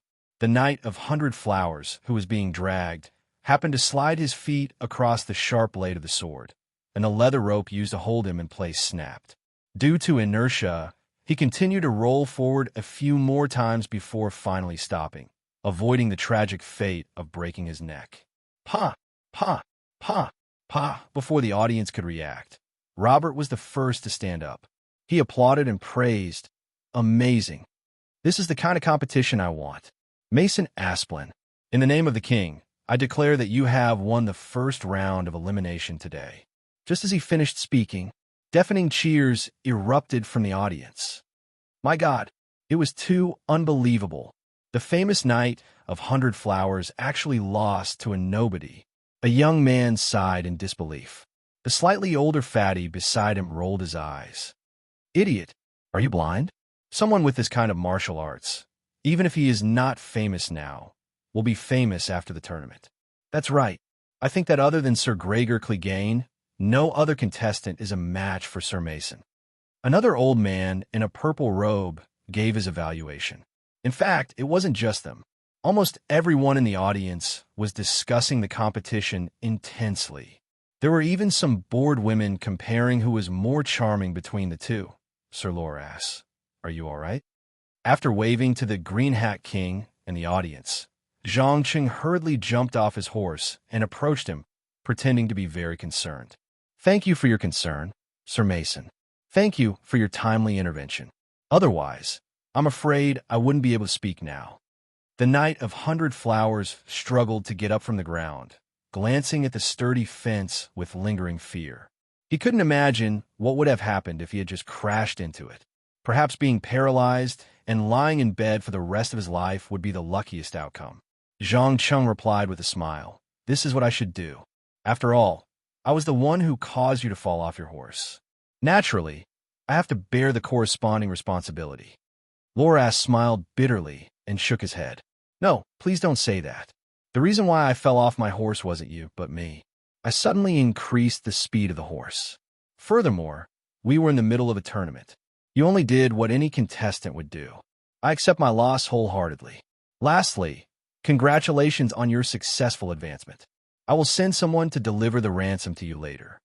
It had to be said that as a well-educated noble, he did indeed have a bearing that ordinary people couldn't reach. He openly admitted his defeat. Neither did he find an excuse for himself, nor did he pester endlessly like a scoundrel. Whether it was acting or from the bottom of his heart, he sent a clear signal to the outside world that he was a person who could afford to lose. However, Zhang Qing obviously did not intend to let the other party off so easily. He continued to smile and suggested, Sir, I heard that you have a habit of randomly giving a rose to a lucky lady at the scene after every martial arts competition. If you don't mind, can I borrow your rose and give it to a lovely lady? Oh, who do you intend to give it to? Loras asked in surprise. Ha! Of course it's our new Prime Minister's daughter. Did you notice that she's sitting in the stands? With that, Zhang Cheng turned his gaze to Sansa and Arya, who were not far away. As a player of the Game of Thrones, how could he not notice these two girls who had always been of considerable value? No problem. Please wait a moment. Loras didn't say anything else and waved at the attendant who was waiting by the side. In the blink of an eye, a beautiful rose was brought up. Zhang Cheng didn't intend to be polite at all. He took the rose and walked to the young sisters under the gazes of countless people. Sansa, who had been educated as a lady since she was young, blushed slightly. Her heart thumped wildly, and her eyes revealed a strong sense of anticipation. In her opinion, this young and handsome knight in front of her would definitely give her the rose. Chapter 104. Arya, What did he say to you? As soon as Zhang Cheng left, Sansa couldn't help but ask in a low voice. She simply couldn't believe that the other party had actually ignored her beautiful appearance and virtuous temperament, and instead looked at her younger sister, who was like a wild brat. Nothing. He told me that if I run into any trouble in the future, I can go to him for help. Arya replied nonchalantly as she fiddled with the rose in her hand. She didn't realize what this promise meant at all, nor did she know that she would need it soon. Trouble? Sansa lowered her head and mumbled softly. She quickly threw the thought to the back of her mind and continued to watch the rest of the competition. She didn't understand what kind of trouble she and her sister would run into with her father's protection as the Prime Minister. At the same time, Zhang Cheng rode his horse slowly away from the arena amidst the cheers of the audience. As the victor, he had completed his mission for the day. All he needed to do was wait for the next round of competition with another victor tomorrow. However, not long after he left the noisy arena, Baelish suddenly appeared from around the corner.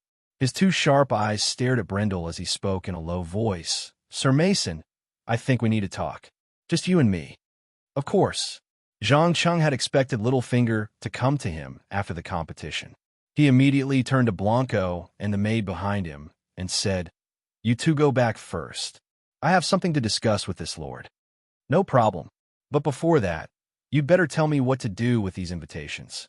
Blanco waved a thick stack of fragrant notes in his hand, a smile that all men understood. "You should know that there are many young and beautiful ladies in there. Most of them would like to invite you to dinner and do some exercise that's good for their bodies and minds. Turn them down for me. Now's not the time for pleasure." Zhang Cheng rejected without hesitation. Due to his magical addiction, he had to restrain himself from doing anything that could excite his nerves. That was because once the nerves became excited, the brain would instantly remember the extreme pleasure of absorbing pure arcane energy. Then, an indescribable desire would surge into the heart, which would then completely turn into pain. Even though after so many days of abstinence treatment, the interval between the magic addiction acting up was getting longer and shorter, but he didn't dare to be careless at all. Only those who had personally experienced the magic addiction would understand how terrifying it was. It was as if it could devour a person's soul. All right, what a pity." Blanco sighed regretfully and turned around to lead Dana towards their residence.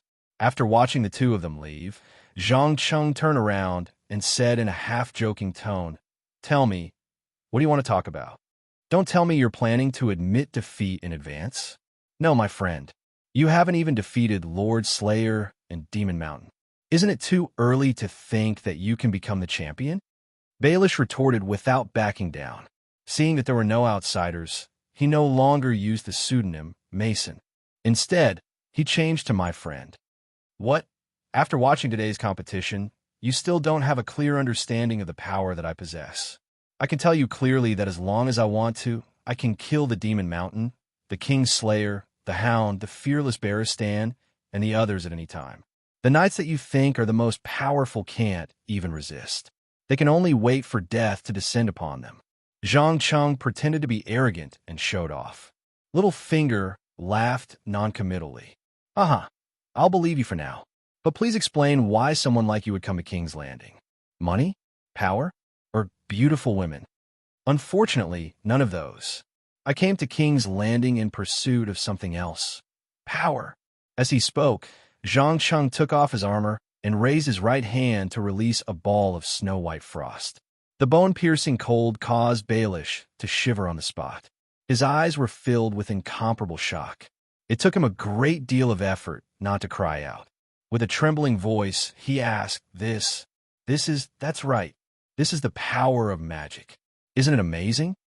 Zhang Cheng continued to change the frost in his palm into various forms as he continued to explain. "Perhaps you don't know, but long before the ancestors arrived in Westeros, there lived a group of short humanoid creatures, the children of the forest. They had dark skin and handsome faces. Most importantly, they wielded an incomparably powerful supernatural power, magic. My goal in coming to King's Landing is simple. I want to obtain a certain amount of power and use it to search for the magical knowledge left behind by the children of the forest. As for who the king is and which family rules Westeros, I have no interest in that. Are you satisfied with my answer? The children of the forest and magic are both real. Baelish fell into deep thought. As the saying goes, a successful lie is often 90% true and 1% false. Only by first making the other party focus on the truth, then he would ignore the last bit of falsehood mixed in, thus achieving the goal of deception. Without a doubt, Zhang Cheng was such an expert liar. First, he used a real frost spell to prove the existence of magic to the paranoid Littlefinger. Then, he brought up the child of the forest that was widely known in Westeros. In the end, he even revealed one of his schemes. With these three things added together, Littlefinger immediately focused all his attention on the mysterious magic and neglected the part about obtaining power. After a few minutes of silence, Baelish finally raised his head and spoke in a leisurely manner. I am very happy that you answer my question seriously. This has prevented many misunderstandings. As a friend, I hope to continue our friendship. What do you think? It will be my pleasure. Zhang Cheng placed one hand on his chest and bowed slightly. Ha ha. Then, can you tell me your real name? Baelish probed with a big laugh. A name is just a code name. It doesn't matter what you call me. Besides, I think Mason suits me quite well. Oh, I almost forgot. You better not tell Varys anything about my magic, or I'll get angry. After saying this, Zhang Cheng winked playfully and disappeared into the crowd with his horse. Watching his back, Baelish immediately ordered a follower hiding in a corner. Go immediately hire people to investigate all legends and ruins related to the children of the forest in the Seven Kingdoms. Yes, my lord. Leave it to me. Remember, this matter cannot be known to anyone, especially Varys. Rest assured, I will personally supervise. Chapter 105. There is no doubt that Zhang Cheng had purposely leaked information about the children of the forest to Littlefinger, so that Littlefinger could help him search for the various ruins scattered throughout Westeros. This way, he wouldn't have to waste too much time and effort. He could just wait patiently for his opponent to finish collecting everything and steal it from him. After all, who knew where the ruins of the children of the forest were hidden? Just finding them one by one wasn't an easy task, but with Baelish's help, it would definitely be a lot easier. In short, as long as he could obtain knowledge and power, Zhang Cheng didn't care about the methods he used. Whether it was deception, exploitation, robbery, or assassination, as long as he could achieve his goal, he wouldn't hesitate to do it. The more he thought about it, the more he felt that there was a shocking secret hidden behind the parchment. He had to accumulate enough capital before the true owner of the parchment appeared, or he wouldn't even have the right to negotiate terms. After an entire night's rest, the contestants once again gathered the next morning to fight for the high bounty or supreme glory. Amongst them, Kingslayer James Lannister, Magic Mountain Gregor Clegane, and Hound Sandor Clegane were publicly acknowledged as the favorites to win this tournament. In addition, Gregor Clegane had deliberately accidentally killed Wolf of the Gorge in yesterday's match, adding a tinge of blood to what should have been a festive tournament. Of course, Zhang Cheng, who had defeated the Knight of Flowers with an absolute advantage, naturally became the focus of the audience's discussion. Unfortunately, he wasn't interested in these meaningless guesses and bets. He hid in a corner, polishing his long sword that emitted a silvery white glow as he patiently waited for the horn to sound for the second round to begin. Upon closer inspection, one would notice that a barely detectable arc of electricity would occasionally flash across the blade of the sword. It was obvious that this wasn't an ordinary sword, but rather an enchanted longsword.